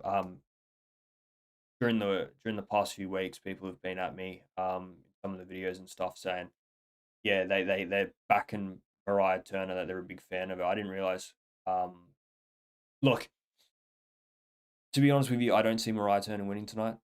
Like I said before, I don't think she'll win tonight, but I hope she performs so well that she gets, a contract extension or a more fight deals. I just don't see her being able to tactically beat and technically beat Skye Nicolson. But if you can work Skye Nicolson, if you can do what Tiara Brown did and make it a dogfight, make it a hard fight for Skye Nicolson, then yeah, we've seen you can beat her. For me personally, I don't see Mariah Turner winning, but I think it's going to be a hard fight. I've got Skye Nicolson to win by decision. I think that's what fight we're going to see. But all right, what's this referee warning both fighters, Jake Wyllie to not hit in the back of the head and Zalooki to not bend over. So I think that's going to be a problem here. Jake Wyllie on the front foot once again. A good right hand gets through. A lot of misses though. This is a big 3 minutes here. I think Zalooki is a sitting. Oh, Jake Wyllie! Jake Wyllie is on wobbly feet. Zalooki hunting for a finish here. That's come out of absolute nowhere. And Jake Wyllie has been rattled again. Big hooks from Zalooki. A left hand on top of the head. Can Zalooki from absolutely nowhere get this upset? You look at that first round and Zalooki was all but done. Jake Wyllie is all over the place. Giraffe legs wobbling around. If Zalooki can land one big punch here, the fight could be over. Jake Wyllie needs to hold on for dear life. Right hand there from Zalooki. Zalooki just needs to let these hands fly, man. Can he land a punch? 1:50 left of this round. Jake Wyllie, I don't know what first punch did it, but he is still on wobbly legs. A straight right gets through from Zalooki. Can Zalooki pull out an upset from absolutely nowhere?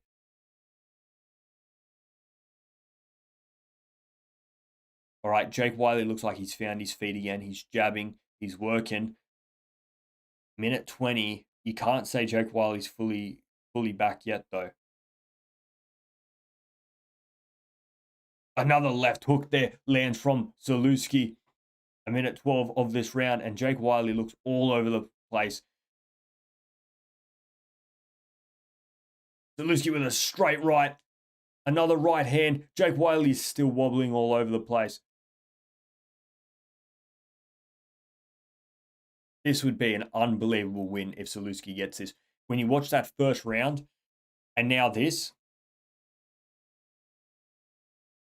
45 seconds left. Oh, and Jake Wyllie has dropped him.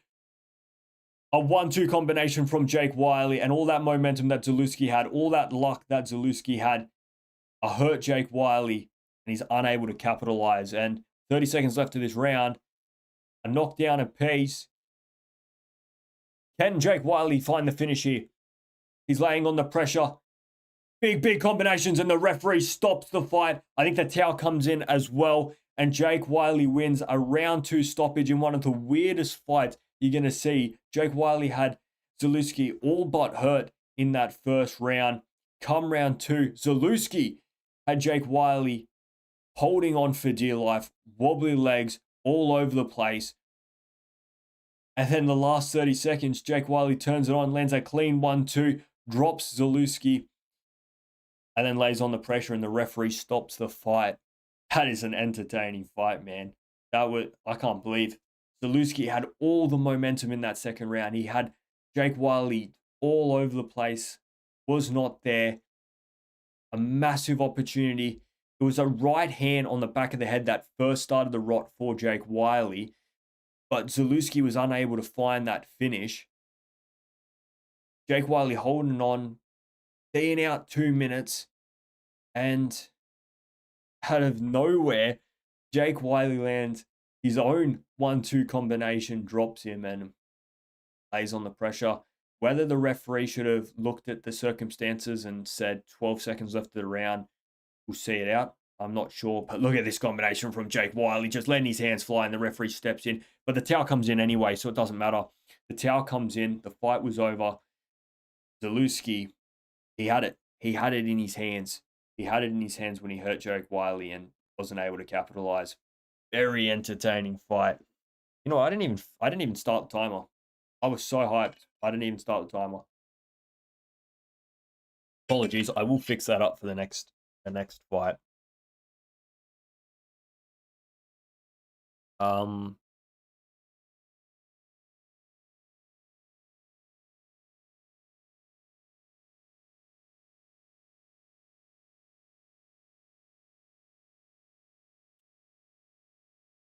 We got Teremoana. Sorry about the scorecards, guys. I completely fucking forgot.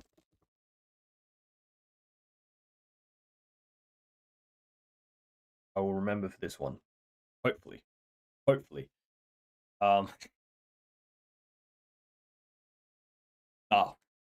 Great performance there by Jake Wyllie. But look, if you're going to take on Jake Wyllie in the future, if you're a future opponent of Jake Wyllie, you're going to take note of how he took that punch. The wobbly legs. Because other fighters will capitalize on that, man. Yeah, well, sometimes you want to be in a boring fight. Sorry. Sometimes a boring fight is a good fight. Can't be running that risk every single time you step into the ring, because that punch that he took, he didn't take it very well.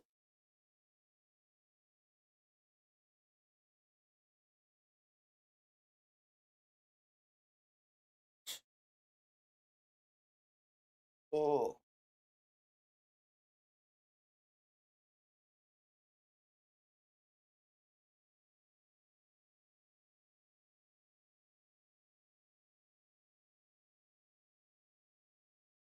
He wants a big fight from Eddie Hearn at lightweight. Look, it's a good win. All right. He dug deep. He found a way to overcome adversity, and he wins that fight. But you got to question that adversity, eh? You got to question the way he took that punch. He was all but gone in that second round. And look, you got to give him credit. He found a way out of it. But still.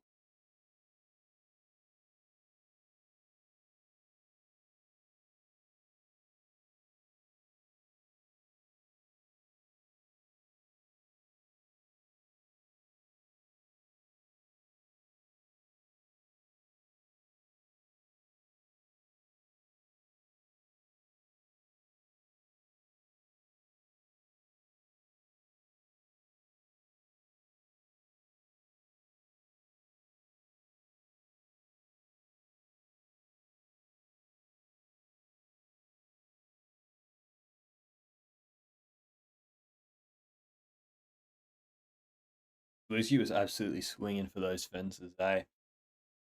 That right hand, perfect from Jake Wyllie, finds the finish. And look, Zalooki was protesting, but the fact is, the referee steps in, stops the fight. The towel comes in as well. Fight was over.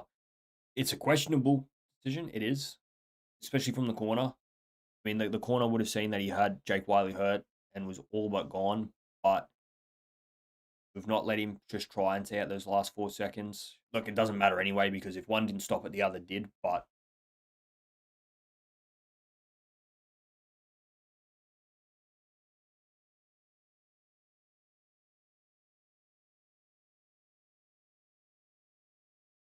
hell of a fight, man. We've had 3 very entertaining fights so far. Obviously, 2 round 2 stoppages and the 1 decision, but very entertaining fights so far. Only 2 fights left. Fuck, that's gone quick, eh? We started at 7 o'clock, 8:40 now. We've only got 2 fights left, and if this next fight goes the way I think it will, Teremoana Teremoana and Bowie Tapau ain't going the distance. All right, I'd be surprised if he goes past 4. I'm being honest, I'm going to give my prediction before the fight starts, but current sitting, I don't think it goes past 4. I don't think it goes past 4. Guys, jump in the chat and let me know what you guys are thinking so far. I will try and remember to start the fucking timer off this fight because yeah, slipped my mind. It's because it's on a different tab. It's on a different tab. It's not actually part of my OBS tab. It's actually a browser tab attached to my OBS, which means I have to constantly flick back and forth. And when I'm trying to read the chat's on one screen with the OBS. Pop-up screen's on another one, so I do forget. So I do apologize. I actually don't know another way to do it. Not the not the most veteran of streamers or OBS users. So I will try and figure that out, before the next fight night. A way that I can put it onto the OBS, because there's got to be a way. There's got to be a way that I can run that system off the OBS, but I just don't know what it is. I know a lot of guys that do sort of soccer watch-alongs do it, but the soccer watch-alongs are a bit different because you've only got one timer. You've only got one timer for each half. You just start 45 minutes and then you start the next 45 minutes. Whereas on this, I've got to start the timer every single round. I'm going to put the counter in as well. So I just don't see a way of it running through the OBS. Guys, make sure you have liked the video and subscribe, share it as well. It does help. There's heaps of pre-records on the channel as well that I hope you guys will check out following the live stream. We've got previews for Junto Nakatani and Naoya Inoue live on the channel. David Benavidez versus Zurdo Ramirez. That preview's out there. So everything you want to know about those fights, we go through film study and everything else in that. Or just stay around for the stream, man. Stay around for the stream. Get yourself a drink. We're hanging out. Like I said, chuck in the chat anything you want to talk about. We can talk about sport. We can talk about life. Talk about anything you absolutely want. I haven't actually yet had dinner, and I probably won't have dinner until after this. So, yeah, but it was a bit strange to sit here and eat my dinner on stream. So,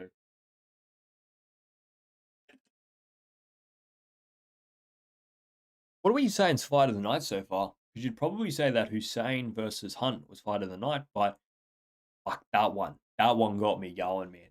That fight got me absolutely flying. You'd probably say that one, eh?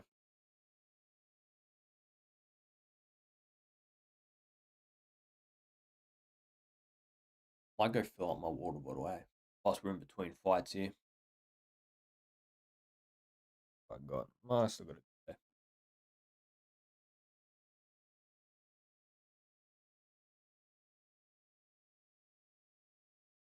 Are we all watching those fights this weekend? I know if you're in Australia, Junto Nakatani versus Naoya Inoue is going to be prime time. Zurdo Ramirez versus David Benavidez should be on middle of the day. So they're both good timed fights for Australia. None of this English fighting that happens at 6 a.m., 5 a.m., depending on where you are in Australia. On the East Coast, yeah, we're talking 5 a.m.s for the English ones, 1 p.m., 3 p.m. type times for the American ones. But the Japan ones, I believe, happen at 10:30 p.m. around there. So I'll definitely be watching them. Probably no live stream for them. Probably only just some reaction ones. To be honest with you, at the moment, I can't justify. Oh, what's Eddie Hearn going to say?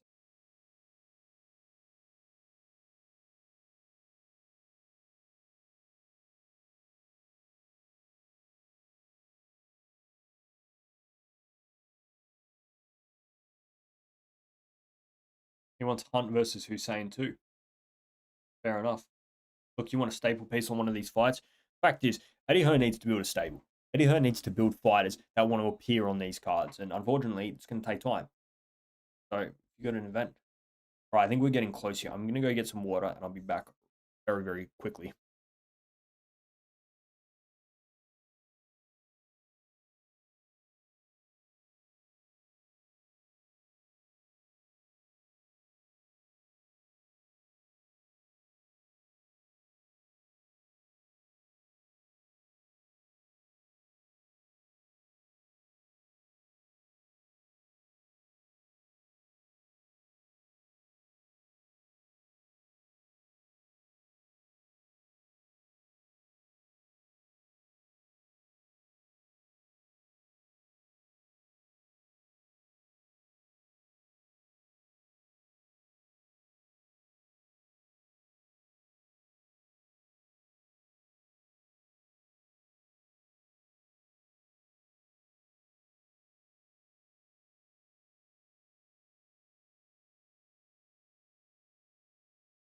All right.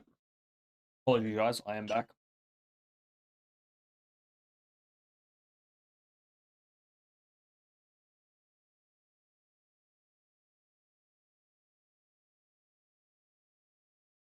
What do you guys reckon? Eddie Hearn saying Teremoana Teremoana.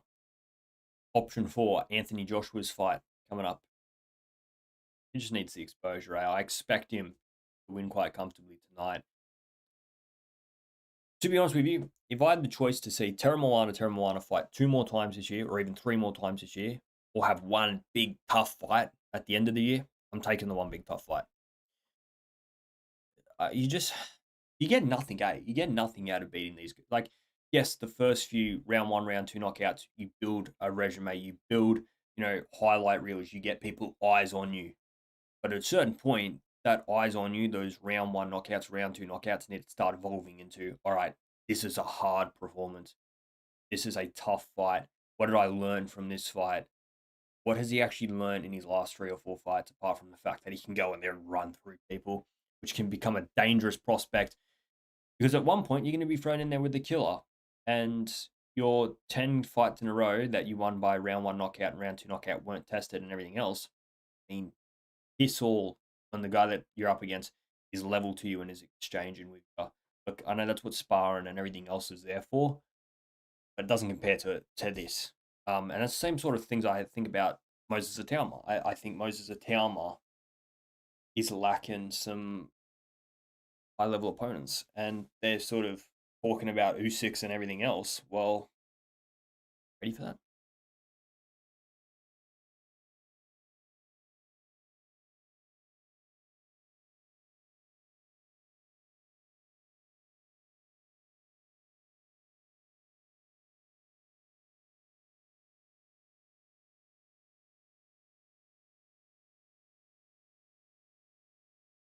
What are you guys thinking? Teremoana, Teremoana. I'm not going to say does he win. I'm going to say when he wins. That would be my question to you guys. For me,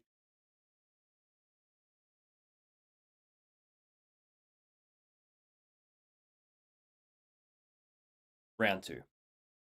I can't decide. I'm going to go round 2. I'm going to go round 2, Teremoana, Teremoana. I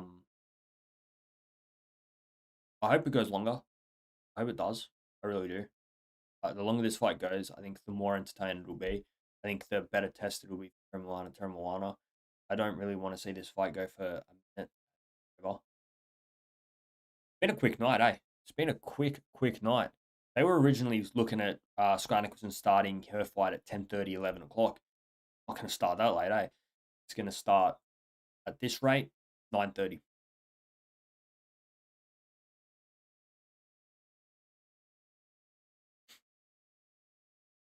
Man's a showman, eh? Teremoana is an absolute showman.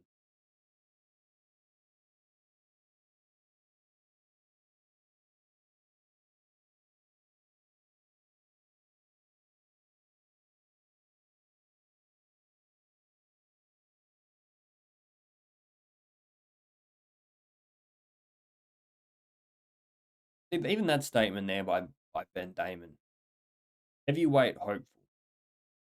Young prospect. At what point does a 27-year-old who fought in the Olympics, who's now had 10 or so professional fights, this will be his 11th, when does that fighter no longer be a prospect? Because somebody like Andy Cruz in his 8th, 9th professional fight was in a world title fight. I know he lost it, but he was also an Olympian. I think these Olympians sometimes get too much fuck around time, in my opinion. I think sometimes it's, we know your level, man. You are a high level operator. Yeah, you need a few fights to adjust. Become a AO man. A big thank you for the super chat. I don't expect that. All right. You can just leave the stuff in the chat. I'm going to read it anyway, but a big thank you to MAW. I appreciate it a lot. Hello, boxing fans. Appreciate your content, mate. Yeah, Teremoana looks good, but we need to see him in there versus a better ranked opposition, in my honest opinion. Subscribe, share, smash the like button, please, folks. Thank you very much, MAW. If I knew how to put it on the screen, I would. I will try and fix that up for next time. I do appreciate it a whole heap. In fact, let's see if we can get it up on there. No, you don't need a super chat.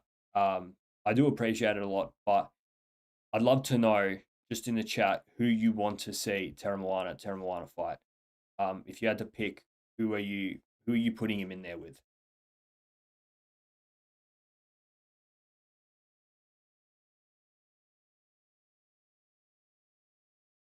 How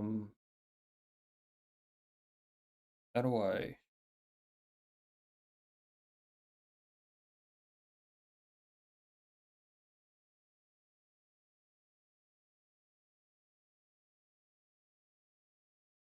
All right, we're getting started here.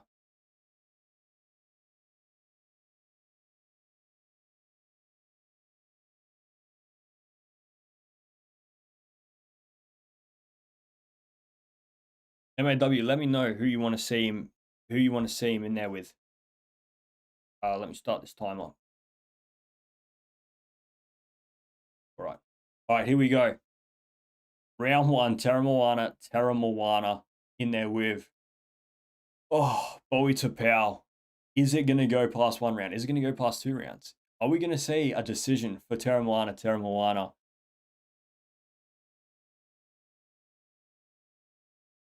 Good right hand there from Teremoana.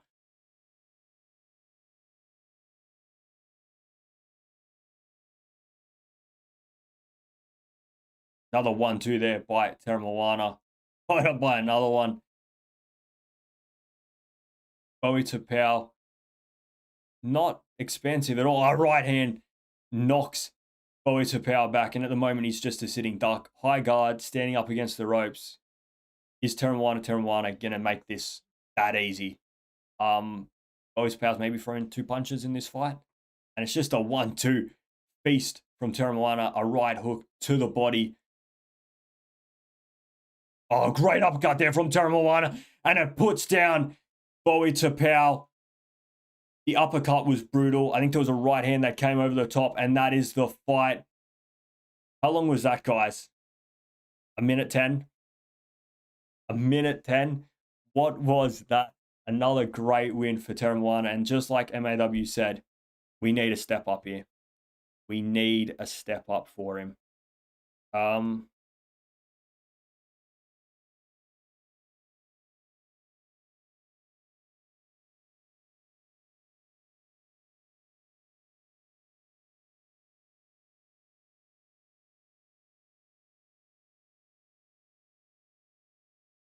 Teremoana is an absolute killer.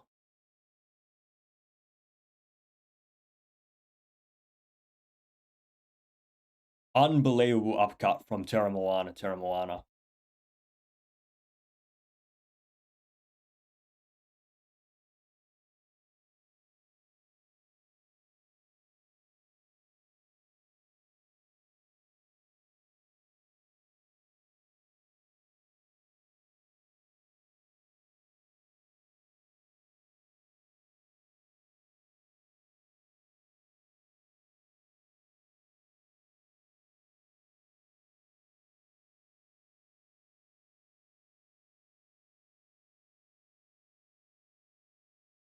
Unbelievable stuff from Teremoana Teremoana.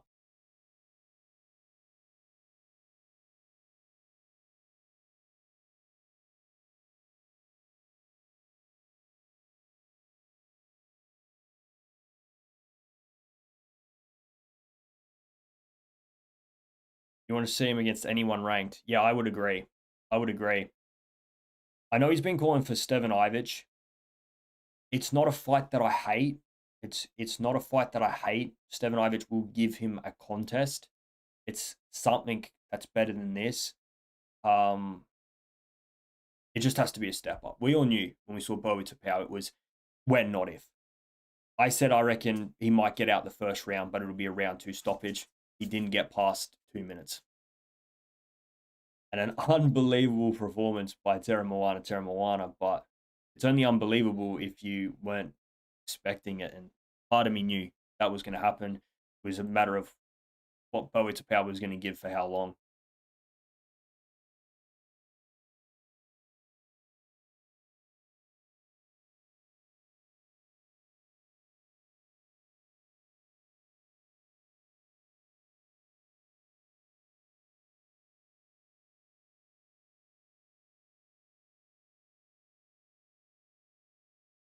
Minute 14 into the first round.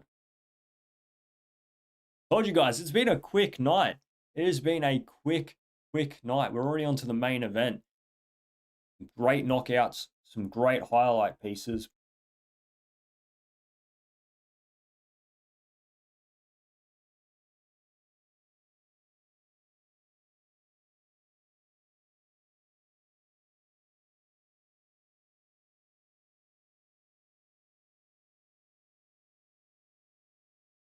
Brutal uppercut, man.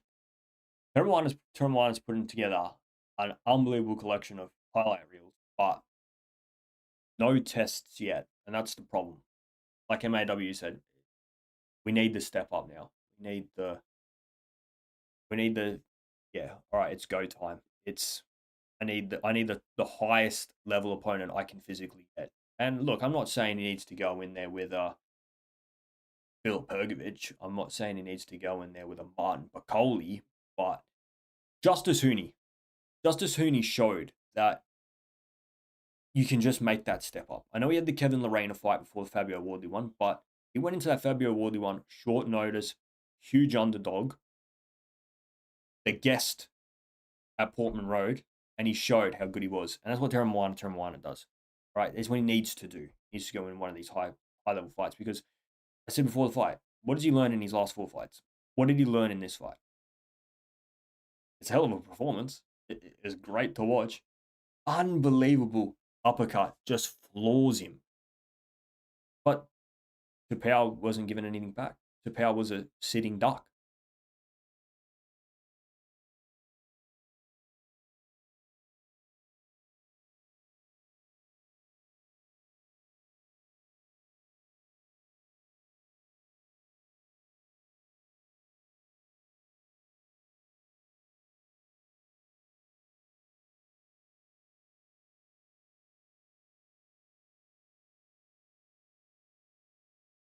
Well, now it's up to Eddie Hearn. Now it's up to Eddie Hearn. Eddie Hearn is now responsible for this guy and making sure the next fight's a big one.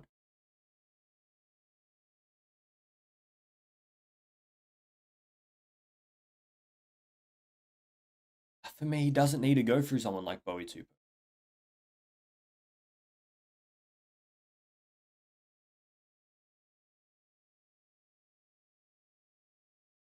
100%. 100%. He's going to be in world title fights. No doubt.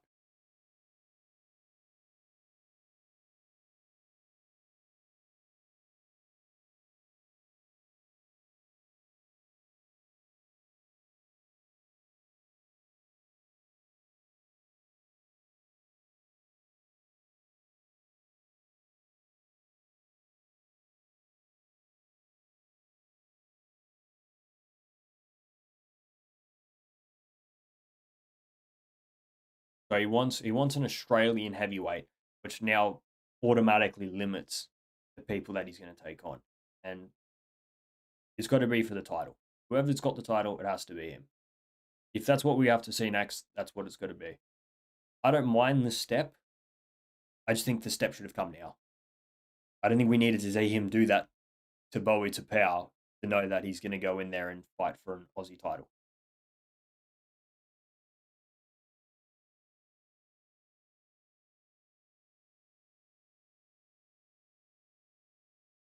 So when's the next Matchroom Australia show? I think it's June or July. So that's when it's going to be.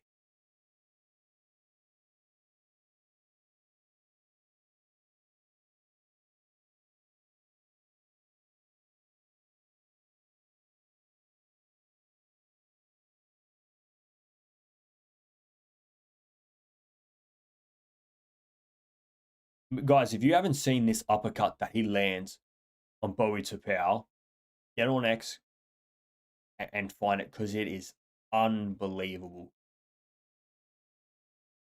Like, look, don't get me wrong. Bowie Tapau is doing nothing, but it's still an unbelievable uppercut, man.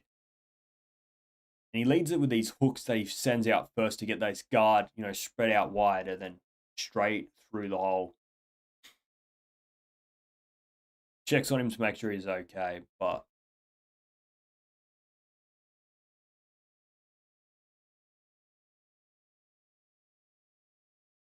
there's, you know what? If you look at Teremoana, Moses Atalma, Richard Torres, these three young guys, future of heavyweight, the future of heavyweight. And I can't wait for the first time we see any of those three compete against each other. I'm probably missing some names. I'm probably missing some young names, but those three for me are standout names, young heavyweight names. One fight to go, 9 o'clock, 2 hours here, and we've already seen four fights, 3 knockouts.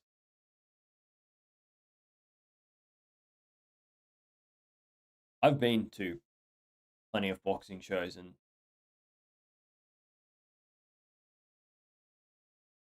Eddie Hearn wants to grow the sport in Australia. Obviously, he wants to grow these events in Australia.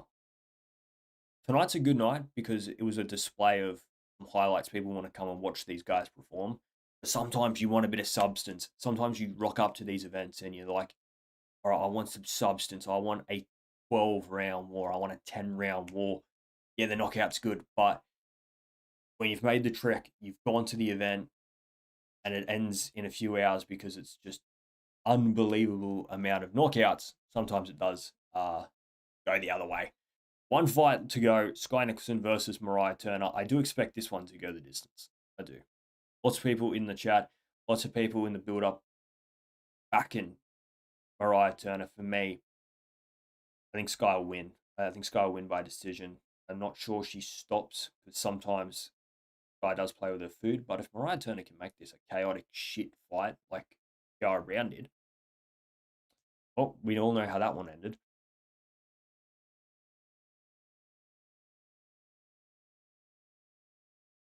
If I get into this control room, check on the stream itself.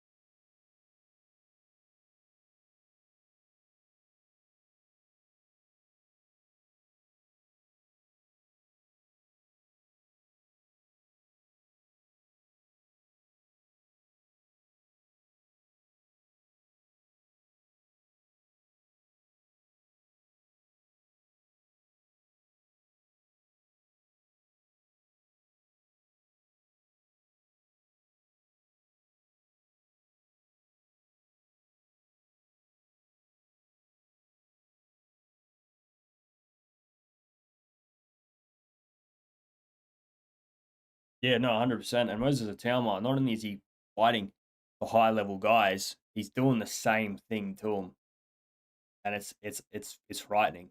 Is but I will say Teremoana, right now, right now, I don't care what they're going to be doing in 4 or 5 years. Right now, Teremoana versus Moses Atauma is a high level contest because Teremoana will be able to do something all these other fighters that Moses Atauma hasn't fought. Like Teremoana is able to move around the ring.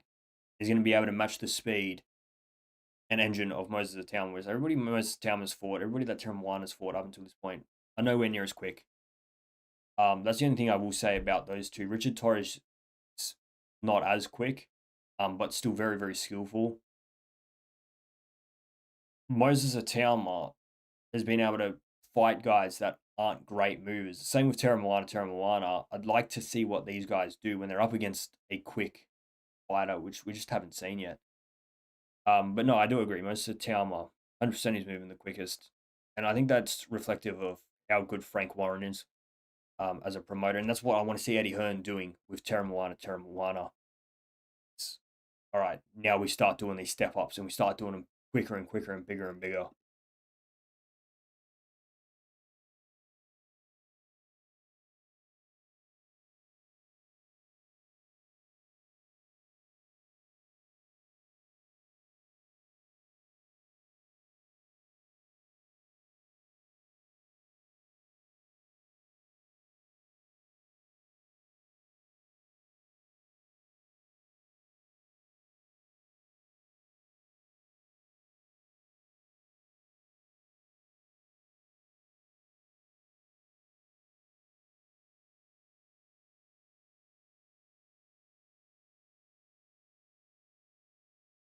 Right, we might be able to get this to work here, possibly.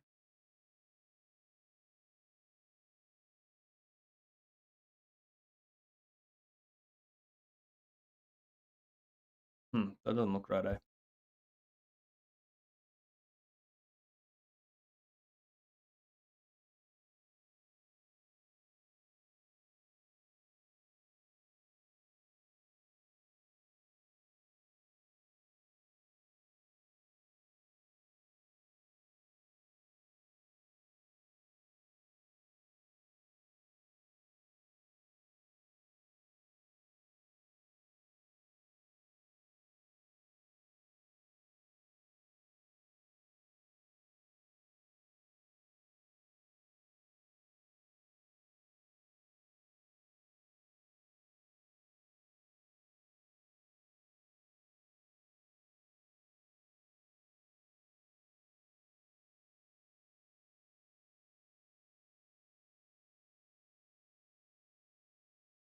All right, well,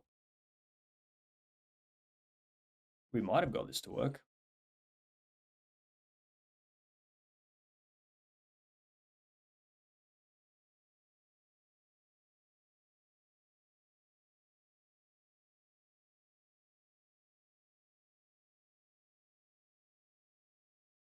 As you can see, very, very beginner streamer over here. Wonder how long they're going to delay this from starting. Um, let's get it going. Let's get it going.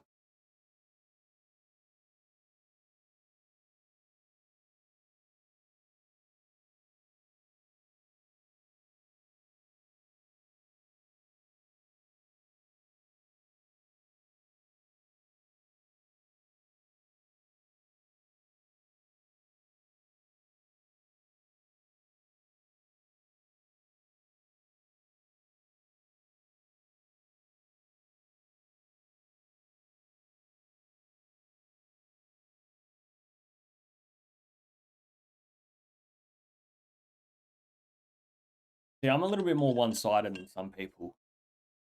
I think it will be a competent victory from Skye. Not saying the fight's not going to be competitive. Teremoana versus Atauma or Torres. Oh, sorry, let me get that up.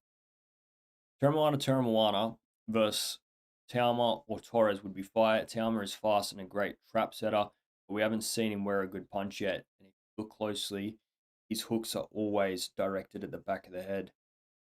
Yeah, and you know what? You know what else I'd say? On top of that, he hasn't worn a good punch yet. He's also not been on the back foot, which is another thing.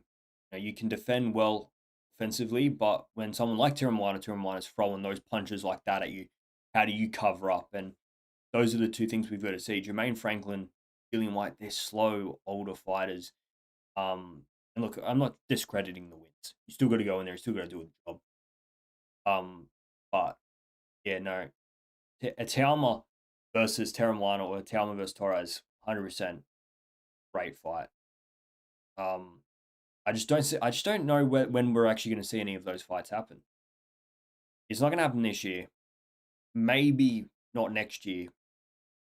Because if you're Teremoana, you're not going to want to go and fight the other young dog. If you're Torres, you're not going to want to fight the other young dog. If you're Moses Atauma maybe, but people will say, why is Moses Atauma fighting Teremoana or Torres? Moses Atauma should be fighting somebody in the top 15 and top 10. And although Teremoana and Torres are going to get there, they're not quite there yet, although Torres is quite highly ranked compared to Teremoana.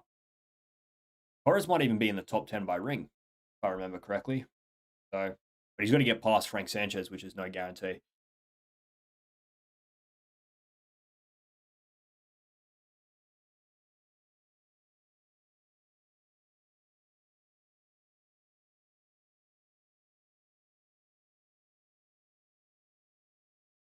It was a good win, that one, over Steffi Lee Carding. Look, if Mariah Turner wins this fight, it's not a guarantee. They might have to rematch. It's not a guarantee. But if Mariah Turner wins this, there's a very good chance that she's in an undisputed fight against Ellie Scotty. But Skye Nicolson, I do expect to win this fight and I expect to definitely make that undisputed title fight. This one is going to be exciting. I think Skye just looks big A at this weight. When she announced months ago, it was actually probably closer to 12 months ago, when she said, I'm going to drop down in weight, I was like, ow. Where is that weight come from? She's tall. Anyway, you can make the lower weight. Might as well. Gives you a huge advantage. This is her first headlining act.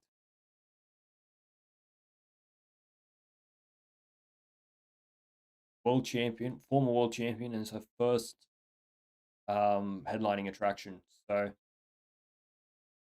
but I can understand why. Realistically, it is very hard to set up an event and have women headlining. Unfortunately, for her, she's an Australian former world champion, so it sells itself. But she's never gonna. I'd be very surprised if it's not for an undisputed title fight that she'd ever be the headlining attraction overseas.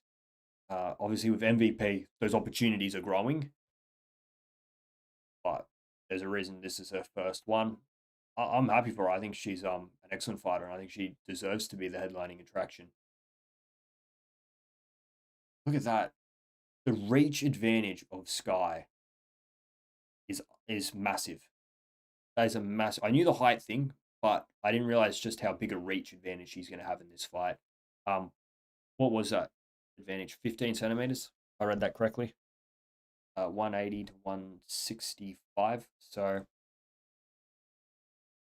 yeah, look, let us know your predictions in the chat. But I think Skye wins this and wins it competently. I'm talking boxing. Lyndon was saying Teremoana, and I'm assuming you're saying Huni is set for the end of the year, but it's definitely one of the fights that can wait until they're both holding titles.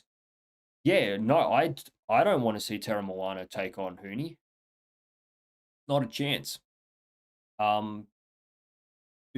Because partially because of a bit of favoritism. I want to see both of those guys doing well in big fights. When they both have titles, yeah, 100% have that clash, but we want to see those two go in there and kill each other. Let's go and see Teremoana and Huni go and kill other people. No, 100% agree with you. Yeah, if they both got world titles, yeah, make that fight. But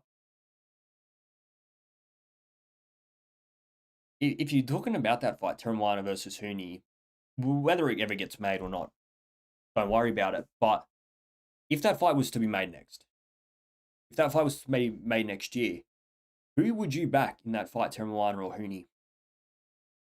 you're probably saying Huni's got 100% more experience. So right now you're backing Huni, but Teremoana, if he has a few more step ups, you're probably saying Teremoana. Huni's got a questionable chin at times, and Teremoana, I mean, we've seen it. The only problem is we haven't seen Teremoana tested. Justin Huni is a great mover, a great boxer. So are you going to be able to land that shot? Teremoana probably the bigger fighter.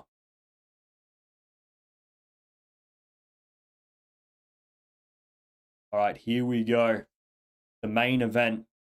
I'm going Skye Nicolson by unanimous decision. I think it'll be competitive, but not competitive enough to get a close decision, if that makes sense. Like Skye Nicolson, I don't think is going to run through her. Sometimes she plays with her food when she should be getting a finish. That's why I haven't said she's going to finish her. All right, start of the first round. Likely Skye via a decision, but big opportunity for Turner. Massive opportunity for Turner. You saw what it did for Tiara Brown winning that fight, coming to Australia, taking on Skye. Not only did she win a world title, but she got a fight contract as well. So, yeah, massive opportunity for Turner. And she needs to make it dirty, in my opinion. She needs to get inside and make it dirty. There's no chance she outboxes Skye Nicolson. She's not technically good enough. Skye Nicholson's got a massive advantage in height and reach. That's going to make this fight even harder. So Mariah Turner for me, get in, make it dirty, make it a dog fight. Make Skye work for it over 10 rounds. A bit like Hussein did to Hunt earlier in the night. Look, it wouldn't surprise me if Skye wins by a stoppage. She has shown a bit of a killer punch in the last few fights. So refreshing to have Aussie commentary. Much appreciated. Hey, thank you, mate. Yeah, there's not too many Aussie YouTubers that don't do interviews and stuff. Obviously, most of the Australian boxing scene do a lot of interviews, do a lot of press conferences and stuff like that. I'm trying to, be the first big one doing the commentary on YouTube watchalongs. You know what? I've made a massive fuck up here, eh? And I didn't even pick up on it until then. And it's the fact that we're doing 2-minute rounds. That is a big thing. So I will start the timer properly for round 2. By mistake, didn't even think about it. 17 seconds left of the first round, though. A bit of a feeling out round, though Skye Nicholson's done the better work. Mariah Turner trying to be on the front foot. Skye being tentative, trying to invite the pressure to counter. And there she does. A good right hand counter on the bell. All right, I will get that timer going for the second round. Apologies for the first one. Skye standing between rounds. Bit of cockiness, a bit of ego. But we know that with Skye. If you're Mariah Turner, you need to look at that and say, oh, that's how we're fighting this. All right, I'm going to make sure you're sitting down at the end of the next round.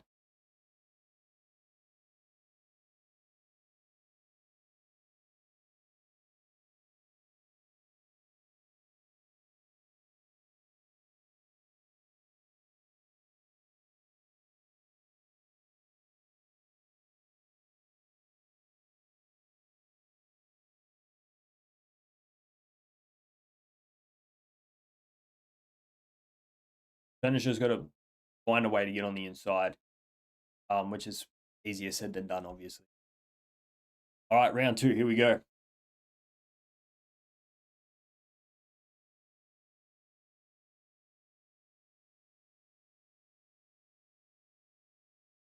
Skye Nicolson trying to stay at the end of that jab, not letting Turner get in close.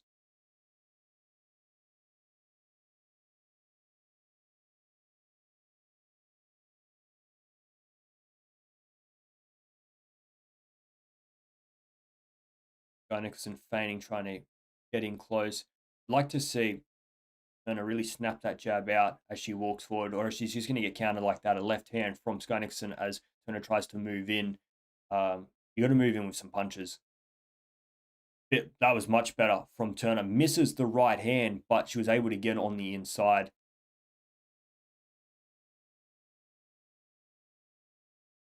Skye almost waiting here just for a countering opportunity. She's not sending anything out on the back foot.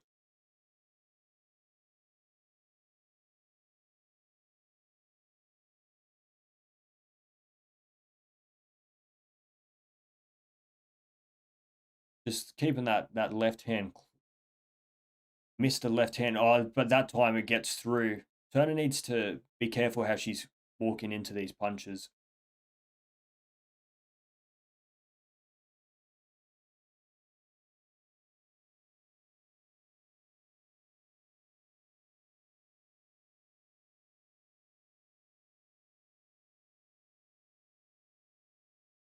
Skye working that right hand. Good jab there from Skye Nicolson. Turner trying to get in, but misses the right hand, and that's what she's going to have to do. She's just going to have to do that all night. A good left hand there from Skye. Close it up with another one, not as big, and a 1-2 to finish the round. 1-0 Skye. Yeah, 100%. I've got it now. 2-0 Skye. It's a better by Turner that round. She moved in a bit better. I think she needs to jab her way in a little bit better, and it'll come down to if she can land that big punch that she did throw it a few times, but Skye was way too cautious. Might not even hurt to not even throw it all into that right hand. She was almost knocking herself off balance, trying to get the one punch to land, jab to get in, and then stay on the inside. When you throw that big hand and it misses, it just gives Skye that opportunity to get out and go back to her work. 2 rounds down, 2 rounds to Skye. Not by a lot. But it's not as though Skye's dominating her. She's just landing the better punches. She's maintaining the distance, maintaining the control. Shit. Sorry, let me restart that timer. Where are we up to? Yeah.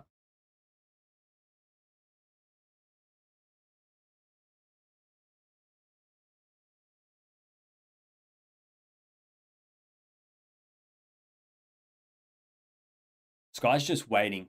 All she's doing is waiting around to land the left hand.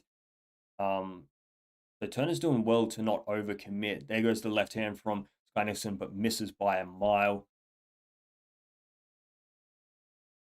1-2 from Skye. Left hand gets through. Skye with another 1-2. The left hand misses though. Turner's doing well to, keep it distance, but it's not about keeping it distance. It's about getting on the inside, and not able to do it at the moment. They're able to match the footwork. Good 1-2 from Skye. Follows it up with a left hand that lands quite well. Good right jab there from Nicholson. A 1-2 again, straight through the guard from Skye Nicolson.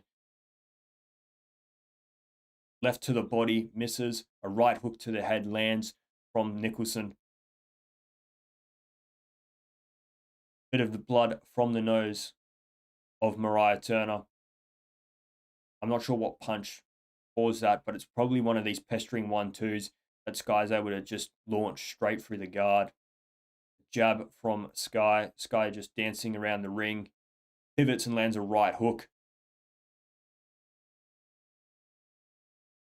Nothing commanding. None of these punches are really knocking the head back from Mariah Turner, but they're landing. They're scoring punches. And one did enough to bust the nose of Turner. It's probably the worst round from Turner of the fight so far, if I'm being honest with you. She was unable to get anything to work. How can I change this timer so it automatically goes to 2 minutes? That's probably, here it is.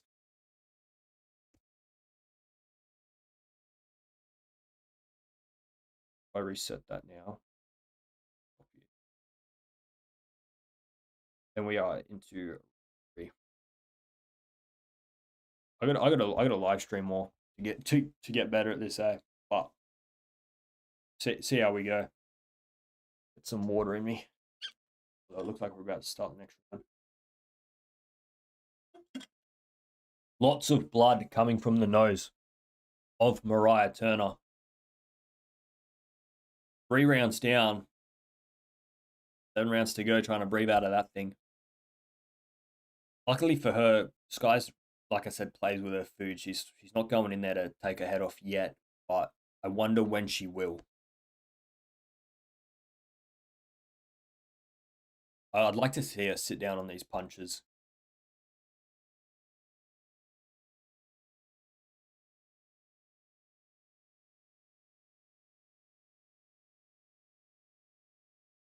Because I can see the complaint.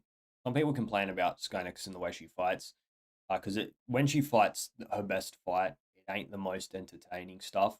I like when she tries to put that killer punch in amongst it. Another 1-2 there from Skye. Right hand misses from Turner as Skye comes in. He's just so quick, Skye, coming in and out of the pocket and landing 1-2s, and then leaving a good right hand there from Turner, though, as Skye tries to come in. Another right hand from Turner. Good start of this round from Turner. Halfway through the 4th round. And it's been the best round so far by Turner. Skye trying to come back now.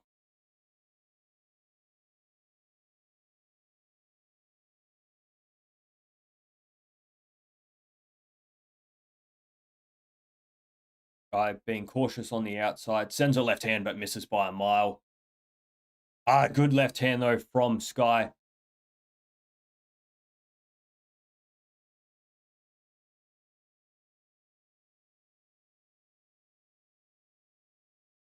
This fight's just, for me, not being fought at the right distance for Turner. She looked good at the start of this round, trying to press the action and land some big punches. And for that, I'm probably going to give her the round. I think Skye landed one good 1-2, and that was about it. I think the good work from Turner early, I know it can sometimes be overlooked because of the late work from Skye. Left hand, though, misses from Skye, followed by a right jab. That sees out round 4. How many rounds? We just saw the end of the 4th round, and it's a 10-round contest. Yeah, shit, I forgot to change the round counter. Apologies. We are now in round 5, so apologies for that. 4-0 Skye, 100%. Turner is trying to time a big punch, but the head still always on the line. Skye's better movement and timing. Yeah, 100%. Mariah Turner looks like her game plan was to land one big punch, which I don't think's the right way to attack Skye at all. Because you know how good she is at moving. You know how good she is at moving. You know how good she is on the outside, keeping the distance. For me, I thought she needed to approach this fight and then 3 or 4 big punches, getting on the inside. You probably agree as well. That was the right way to do it. It's not what we've seen so far. Start of round 5. It's a hard one. I think Turner's best round was that last round, but did she do enough in it to win it? That's probably the. If there was a round you were going to give her, it was that one because of what she did for the first 30 seconds. But then there wasn't a lot for the rest of it. So I'm more than happy if you gave that round to Mariah Turner. Wasn't a great round from either.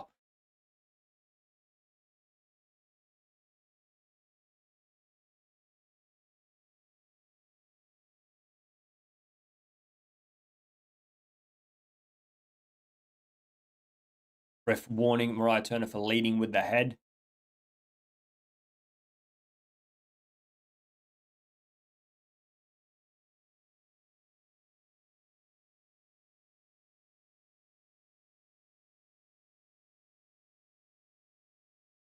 Few good jabs there from Skye Nicolson, but misses the left hand. Mariah Turner tries to come in, throws 2 right hands, but misses them both. Skye Nicolson pushing Mariah Turner off her. Right hook that misses from Skye Nicolson. 45 seconds left of the 5th round. Guys, it ain't the most entertaining boxing you're ever going to see, is it? Unfortunately, Skye's just controlling the distance. Good left hand there from Skye. Just glances, though. Left hand as well from Skye. That one landed right on the nose. Right hook over the top from Skye Nicolson. Left hand to the body. I think we just saw a head clash as well. So if there's a cut that arises, you know that Mariah Turner keeps leading with the head. The ref's already warned her once. Few right hands there from Turner, but I think they both missed.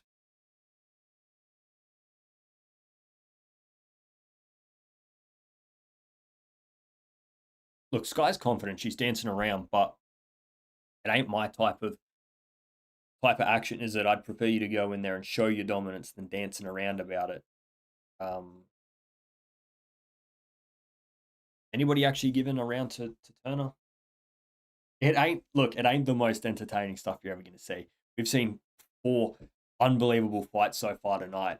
This one here, I don't want to be too harsh. Skye Nicholson's dominating the fight. She's doing everything she needs to do to win it. And at the end of the day, that's what she came here to do. But in terms of pure entertainment factor, you're never going to go back and watch this fight. And I know Skye Nicholson has the power. She showed it in a few fights at the back end of last year. She got a few stoppages. I just want to see her start sitting down on these punches. I'm not sure why she's so cautious. I don't think Mariah Turner's coming back with anything massive. Turner up in the tempo, pressing the action. Yeah, she is. She is. She's trying to get on the inside now. And she's just going to have to keep trying. She's going to have to walk through a few if she wants to win this fight. She's going to have to, yeah, you might have to eat a few jabs and a few left hands. But if it gets you on the inside and you can start going to work, it'll be worth it. Good left hand there from Skye Nicolson at the start of the round. I forgot to start the timer. Apologies.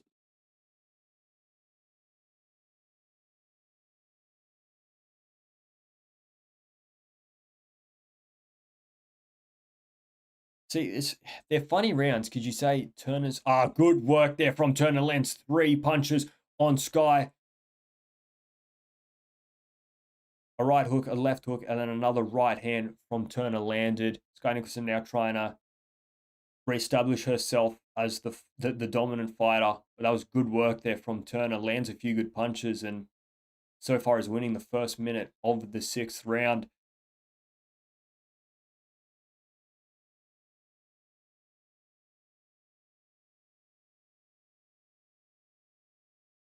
But this is where she's going to be. Oh, good right hand there from Skye as Turner comes in. Tried to land a left hook, but misses it. 1-2 from Skye, misses.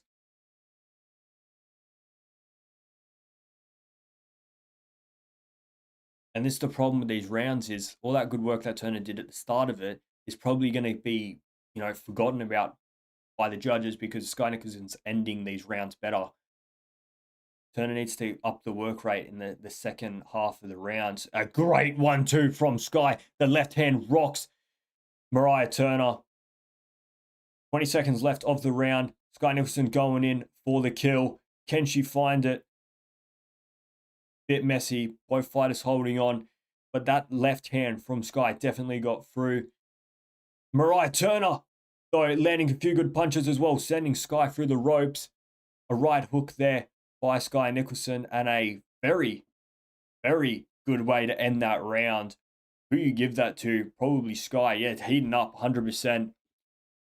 Great bit of action there at the end of the round. Skye Nicolson hurts Mariah Turner with a 1-2. The left hand wobbling Mariah Turner. A bit of messiness, a bit of scrappiness from Mariah Turner sends Skye Nicolson through the ropes.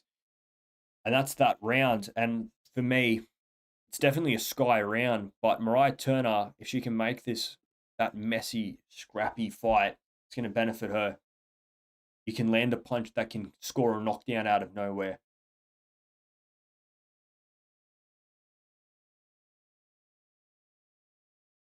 A lot of blood on the face of Mariah Turner. Here's the replay. Yeah, just a great left hand straight through from Skye.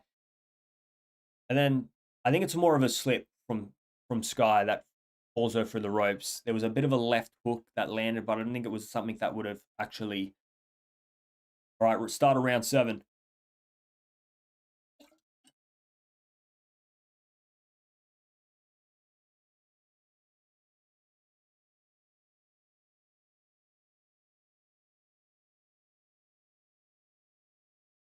Wednesday night card. Whoa, I thought this was on a Saturday or Friday. No, you know what? We have a weird amount. How many left? We're in the 7th round. 30 seconds into the 7th round. Yeah, we have a lot of in Australia. I don't know where you're from, but so many cards happen on a Wednesday. No Limit do them all the time on a Wednesday. In Sydney, the one that Nikita Zoo's doing in a week and a half or so is on a Wednesday up in Newcastle. I think it's got to be like, if they put this fight on a Friday night or a Saturday on Fox, unfortunately, most people are going to be tuning in to watch the AFL and the NRL. Chuck it on a Wednesday. Everybody that's KO, everybody that's Foxtel has nothing better to watch. All right, we're going to watch the boxing. People are going to go to it. A Friday, a Saturday in Melbourne, nobody going. unfortunately. All right, the boxing lovers will, but you want to attract more than the boxing lovers. You want the casual people. You want more people tuning into these fights. Um, but yeah, no, I do agree. It's a weird thing we do in Australia, but for me it makes sense, especially during footy season. 90,000 people going to the MCG, putting on a boxing event in Flemington. What sort of crowd you getting? What sort of audience are you getting on KO? Good left hand there from Skye Nicolson. 30 seconds left of this round.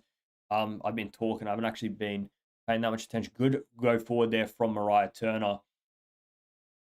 Skye Nicolson dancing around. Tries to take a right hook as Mariah Turner comes in, but misses. A left hand to the body from Skye Nicolson. Good right hand there. Skye Nicolson definitely feeling herself. She's keeping the distance. She's jumping in and out of the pocket. And Mariah Turner, not many answers. Not many answers. 7th round now. Yeah. 7 out of 10. 7 out of 10. So now we're on to 8 out of 10. I don't believe this is 12 rounds. I imagine it's only now crossing my screen as Matchroom has partnered with Fox. Yes. Matchroom Boxing have signed 7 or 8 fights with Fox. And I believe half of them are pay-per-views and the other half are free-to-air. And then if you're not in Australia, all these fights are going on to Zone. Yeah, a Foxtel and Matchroom partnership to get a lot of events in Australia, which I love. I think the competition's good. I don't like when one company runs it all. No Limit, Tasman Fighters, and now Matchroom Boxing. All these people going head-to-head. I think it's great. And this is actually not just Matchroom. This is Matchroom and Sam LeBruner's promotions working together on this product, but not all of them are going to be Sam LeBruner and Matchroom. All right, start of round 8. Did I count that last round? I did not. If anybody's actually given a round to Mariah Turner, let me know. Big fan of more fight nights ahead. Yeah, 100%. And I hope they do them in more than just Melbourne. I hope we get to see one in Adelaide, in Perth, in Brisbane, in Sydney. Obviously, they have the UFC this coming weekend. Jack Della Maddalena in Perth. So plenty of stuff. George Cambosa's fought out in Perth. Heaps of stuff going on out there. A lot of the No Limit fights happen in Sydney and Newcastle. So I wonder if they're trying to spread the market. Matchroom's done a few up there at the Fortitude Hall in Brisbane. So yeah, 8 out of 10 now. Good start to this round from Mariah Turner. She's just got to let it all go now. She's just got to try and get inside, take a bit of a punch if she has to land a good shot. Because I don't know about you guys, but I haven't given one round to Mariah Turner. She might have won like the 3rd or the 4th one, maybe. But far and in between. Left hand misses there from Skye. I guess the one critique you'd have on this fight, I don't want to critique it too harshly because Skye Nicolson's controlling the action. She's doing everything she needs to do. She's landing some good punches. There's some blood on Mariah Turner, but I'm not sure whether the crowd's loving it. I'm not sure whether the crowd is fully invested in this. You know what I mean? So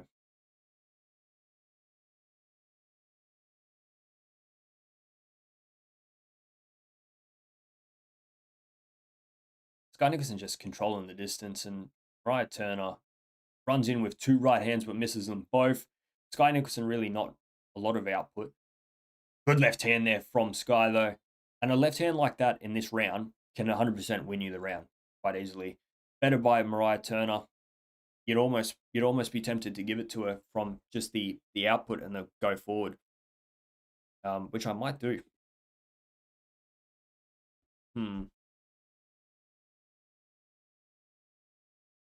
Anybody?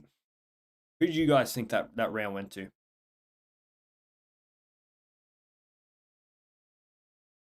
I think I'm just gonna give it to Skye. It seems so harsh on Mariah Turner because she's not being dominated. She's not possible turnaround, and that's what I'm trying to contemplate. Do we give that round to Turner, or are we being too charitable? Are we being too charitable to Turner? You know what? Yeah, let's do it. So we got to add 1 point minus Yeah, all right. Are we happy with that? Or are we being too charitable to Mariah Turner? I'm not sure. Let me know, guys, what you guys are thinking. Like, that's the thing about this fight is Skye's not doing anything that's really, um, yeah, she's swinging for the fences, but at least she's giving us something, eh? Because Skye Nicholson's doing a lot of standing on the outside and not offering a whole heap. Um, Look, I'm more than happy to give Skye Nicholson every single round so far, and maybe I'm being too nice, giving Turner one round. Um, I think there was enough to give Turner one and a half decent hooks. Doesn't win the other two. Yeah, that's sort of the thing, isn't it? Skye's almost throwing two good shots the whole round, but Turner's throwing a lot and missing a lot. So which one do you give it to? It's not the most entertaining punch heavy output fight of your life, is it? Um, Good left hand there from Turner as Nicholson tries to turn the corner. Good left hand there from Skye Nicholson. She's just inviting the pressure and trying to land a right or a left hook. Skye Nicholson. She's really not doing anything overly unbelievable, is she? And I think Skye Nicholson is such a good fighter that she should be trying to come here and put on a show. And a shutout is one type of show, but nobody thinks this fight so far is competitive. And I'm glad I went Skye Nicholson. I don't know if you guys play this thing, but the Ring magazine have a fantasy game that they do online, a bit like NRL fantasy or AFL fantasy. But it's more like the tipping than a fantasy. A left hand there from Skye Nicholson. I had Skye to win by decision, and it looks like the right decision. All right, a few seconds left of the ninth round. Probably a Skye round. Yeah, guys, it ain't, it ain't, it ain't top tier, is it? Um, I thought this fight was going to be a bit better than it is, but look, if you just look at it for what it is, Skye Nicholson's dominating the fight. She's going to win the decision by a mile. She doesn't have to risk anything.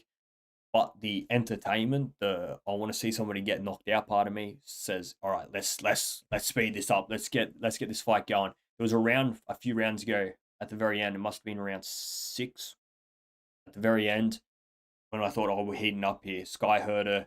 I thought Skye was going to build off that and really trying to get her out of there, but she's, like I said at the start of the night, she plays with her food.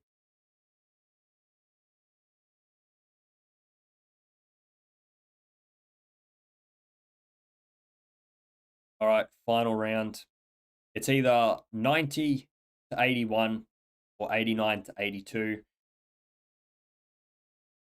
Skye seems to just be using the odd backhand and uppercut, but always just a right hook to circle out. Yeah, no, definitely. He's just inviting the pressure.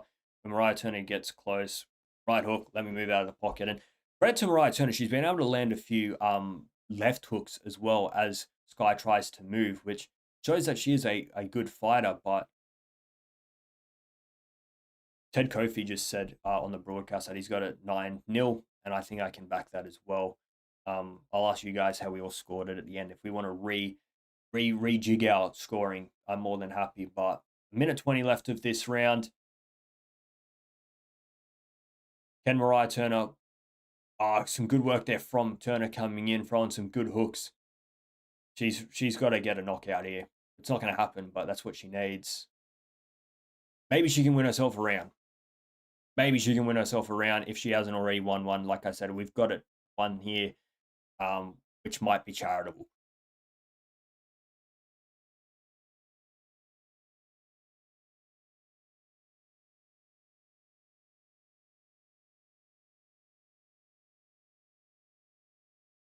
40 seconds left. Nicholson throwing a right hand that misses. Clinching up. Right Turner trying to separate to do some work, some punches to the body, but nothing. All right.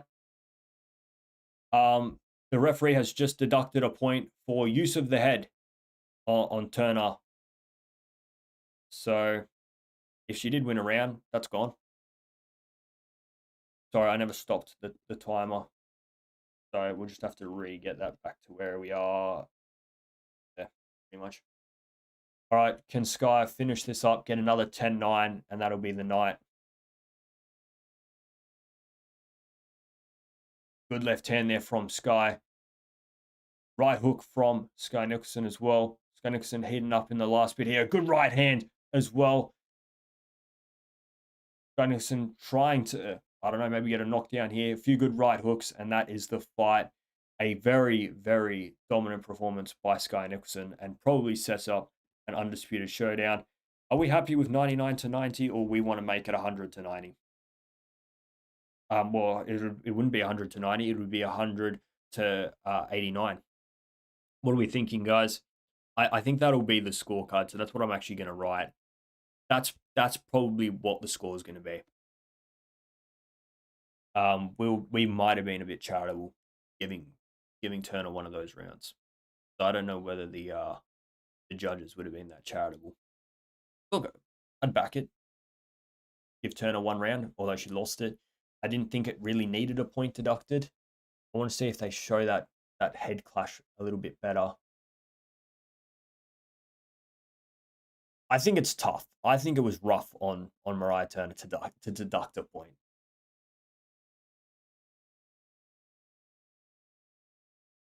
Like, yeah, I think the referee maybe got a little bit too excited there in using his power. I'm not sure.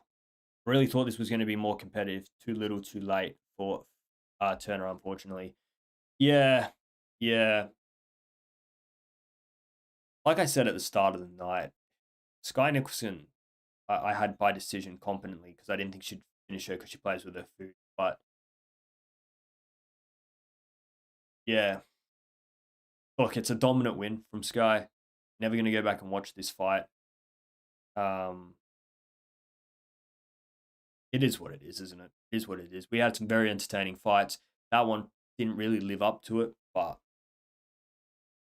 no fussed with a whitewash or one round to Turner regardless. I don't think Skye should main event unless she's willing to bring the heat. Well, that's exactly the thing, isn't it? There's a reason that she doesn't get put as the main event. Because, you put that as a main event in England and people are going wild. People are going mad at that because, yeah, it's a shutout. It's a dominant performance, but people don't want to come and watch that, unfortunately. So if you're a Skye fan, you're going to love it, right? If you're an Aussie boxing fan and she's going for a world title and that's how she fights, you're going to love it.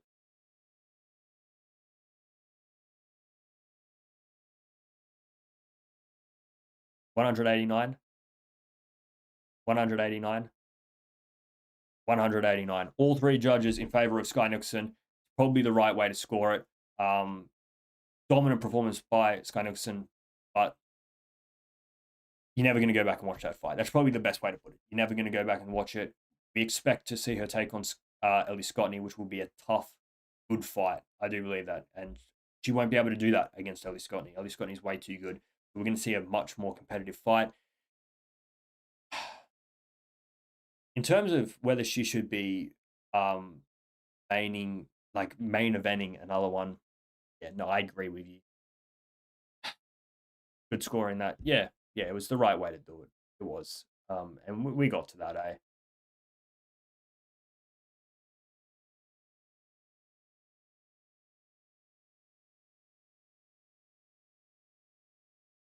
Yeah, it is one of them, isn't it? You never... Realistically, if you were there tonight and you had no sort of emotional attachment to any other fighter on a card, you didn't know any fighter on a card, but the card comes out and Skye Nicholson's headlining against whoever. Off this one, you're probably not going to watch it all go. She's dominant. She destroyed her opponent. 100%. I don't disagree with any of those statements, but yeah, let's get it done. Ellie Scottney versus Skye Nicolson, probably in the UK. It's supposed to be a mandatory. So Skye will be fighting for that WBC belt next, as far as I know. Ellie Scottney has a decision. She can go and vacate and move up a division like she said she would. I've heard her say that a few times, that Ellie Scottney might be moving up. So that's the biggest thing. If I was boxing casual, I would have walked out by the 8th round. Well, that's what I mean. You would have been well entertained with every fight tonight. Every fight delivered, big knockouts, entertaining fights. And then you're watching that as the main event and you're thinking to yourself, not really the main event that I might go and, it's in Melbourne, so get on the tram and head on home. Yeah, that point deduction was unnecessary in my opinion. Skye wrapped up Turner every time. Turner tried to go inside and Turner. Yeah, I think it was harsh. I think it was 100% harsh. I deduct that point for what? Like, for what? The joy of knowing that you deducted the point? It wasn't as though Skye's head was covered in cuts and stuff. Was Teremoana in with another tin can? No offense to Bowie Tapau, but yeah. Nobody went into that fight thinking it was going to go any other way. It was Teremoana, when, not if. Yeah. All right, guys. Thank you all for being part of this live stream. I don't do many of them, but thank you all for everybody that participated. Put in some chats. MAW, thank you for the super chat. Like I said, it was unnecessary. But I enjoy seeing your comments and your interaction on the channel. Everybody else that was part of this chat tonight, thank you as well. If you haven't already liked and subscribed, it would help a lot. If anybody has any last comments or discussion points, let me know. He needs to level up. Yes, 100% needs to step up. And we said that he needed to step up before tonight. I didn't need tonight's performance to know that he needs to step up. It's got to be for the Australian world title, the Australian title next, or it needs to be in there with a top 30, top 25 heavyweight. Buddy, I don't even know what that means. So apologies.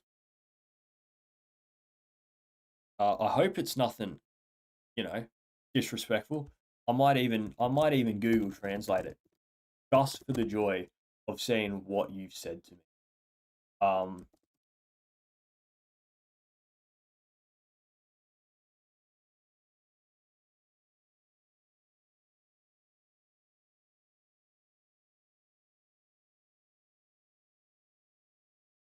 I don't know what you're asking me, buddy. Much appreciated. Boxing Deep Dive does a Monday live from 7 to 9 p.m. talking boxing. It'd be great to see you there. It's got some great banter with extremely knowledgeable fight fans. Yeah, I'm just gonna let me go onto my YouTube and find your channel so I can subscribe. If that is your channel, or you just plug in some people that you watched. What's it called? Boxing Deep Dive.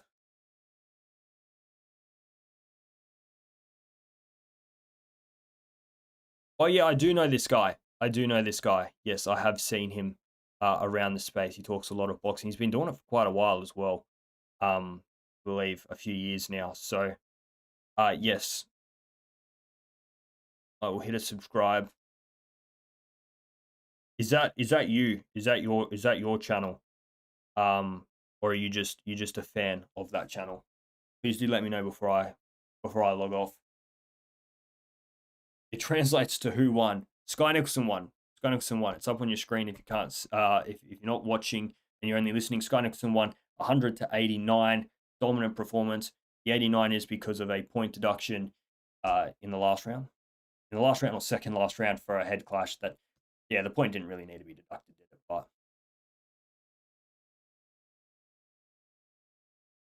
I hope that answers your question, Theo. If it didn't, ask me a question a different way. Or ask it again, and I'll try and work out what you're asking me. But if you're asking me who won it, it was Skye Nicolson. Actually, I can tell you everybody that won tonight if you'd like. Skye Nicolson won by unanimous decision, 100 to 89 times 3. Teremoana beats Bowie Tapau round 1 KO. Jake Wyllie stops Miles Zalooki in the second round. Andrew Hunt versus Benjamin Hussein. Benjamin Hussein wins 95, 94, 95, 94, 94, 95 for a split decision. And Jesse Bolt beats Favesi Isaako by a round 2 KO. That is the night of boxing. All right, guys, I'm going to get off. Thank you all for being part of this. Like, subscribe, and I'm out of here, guys. See ya.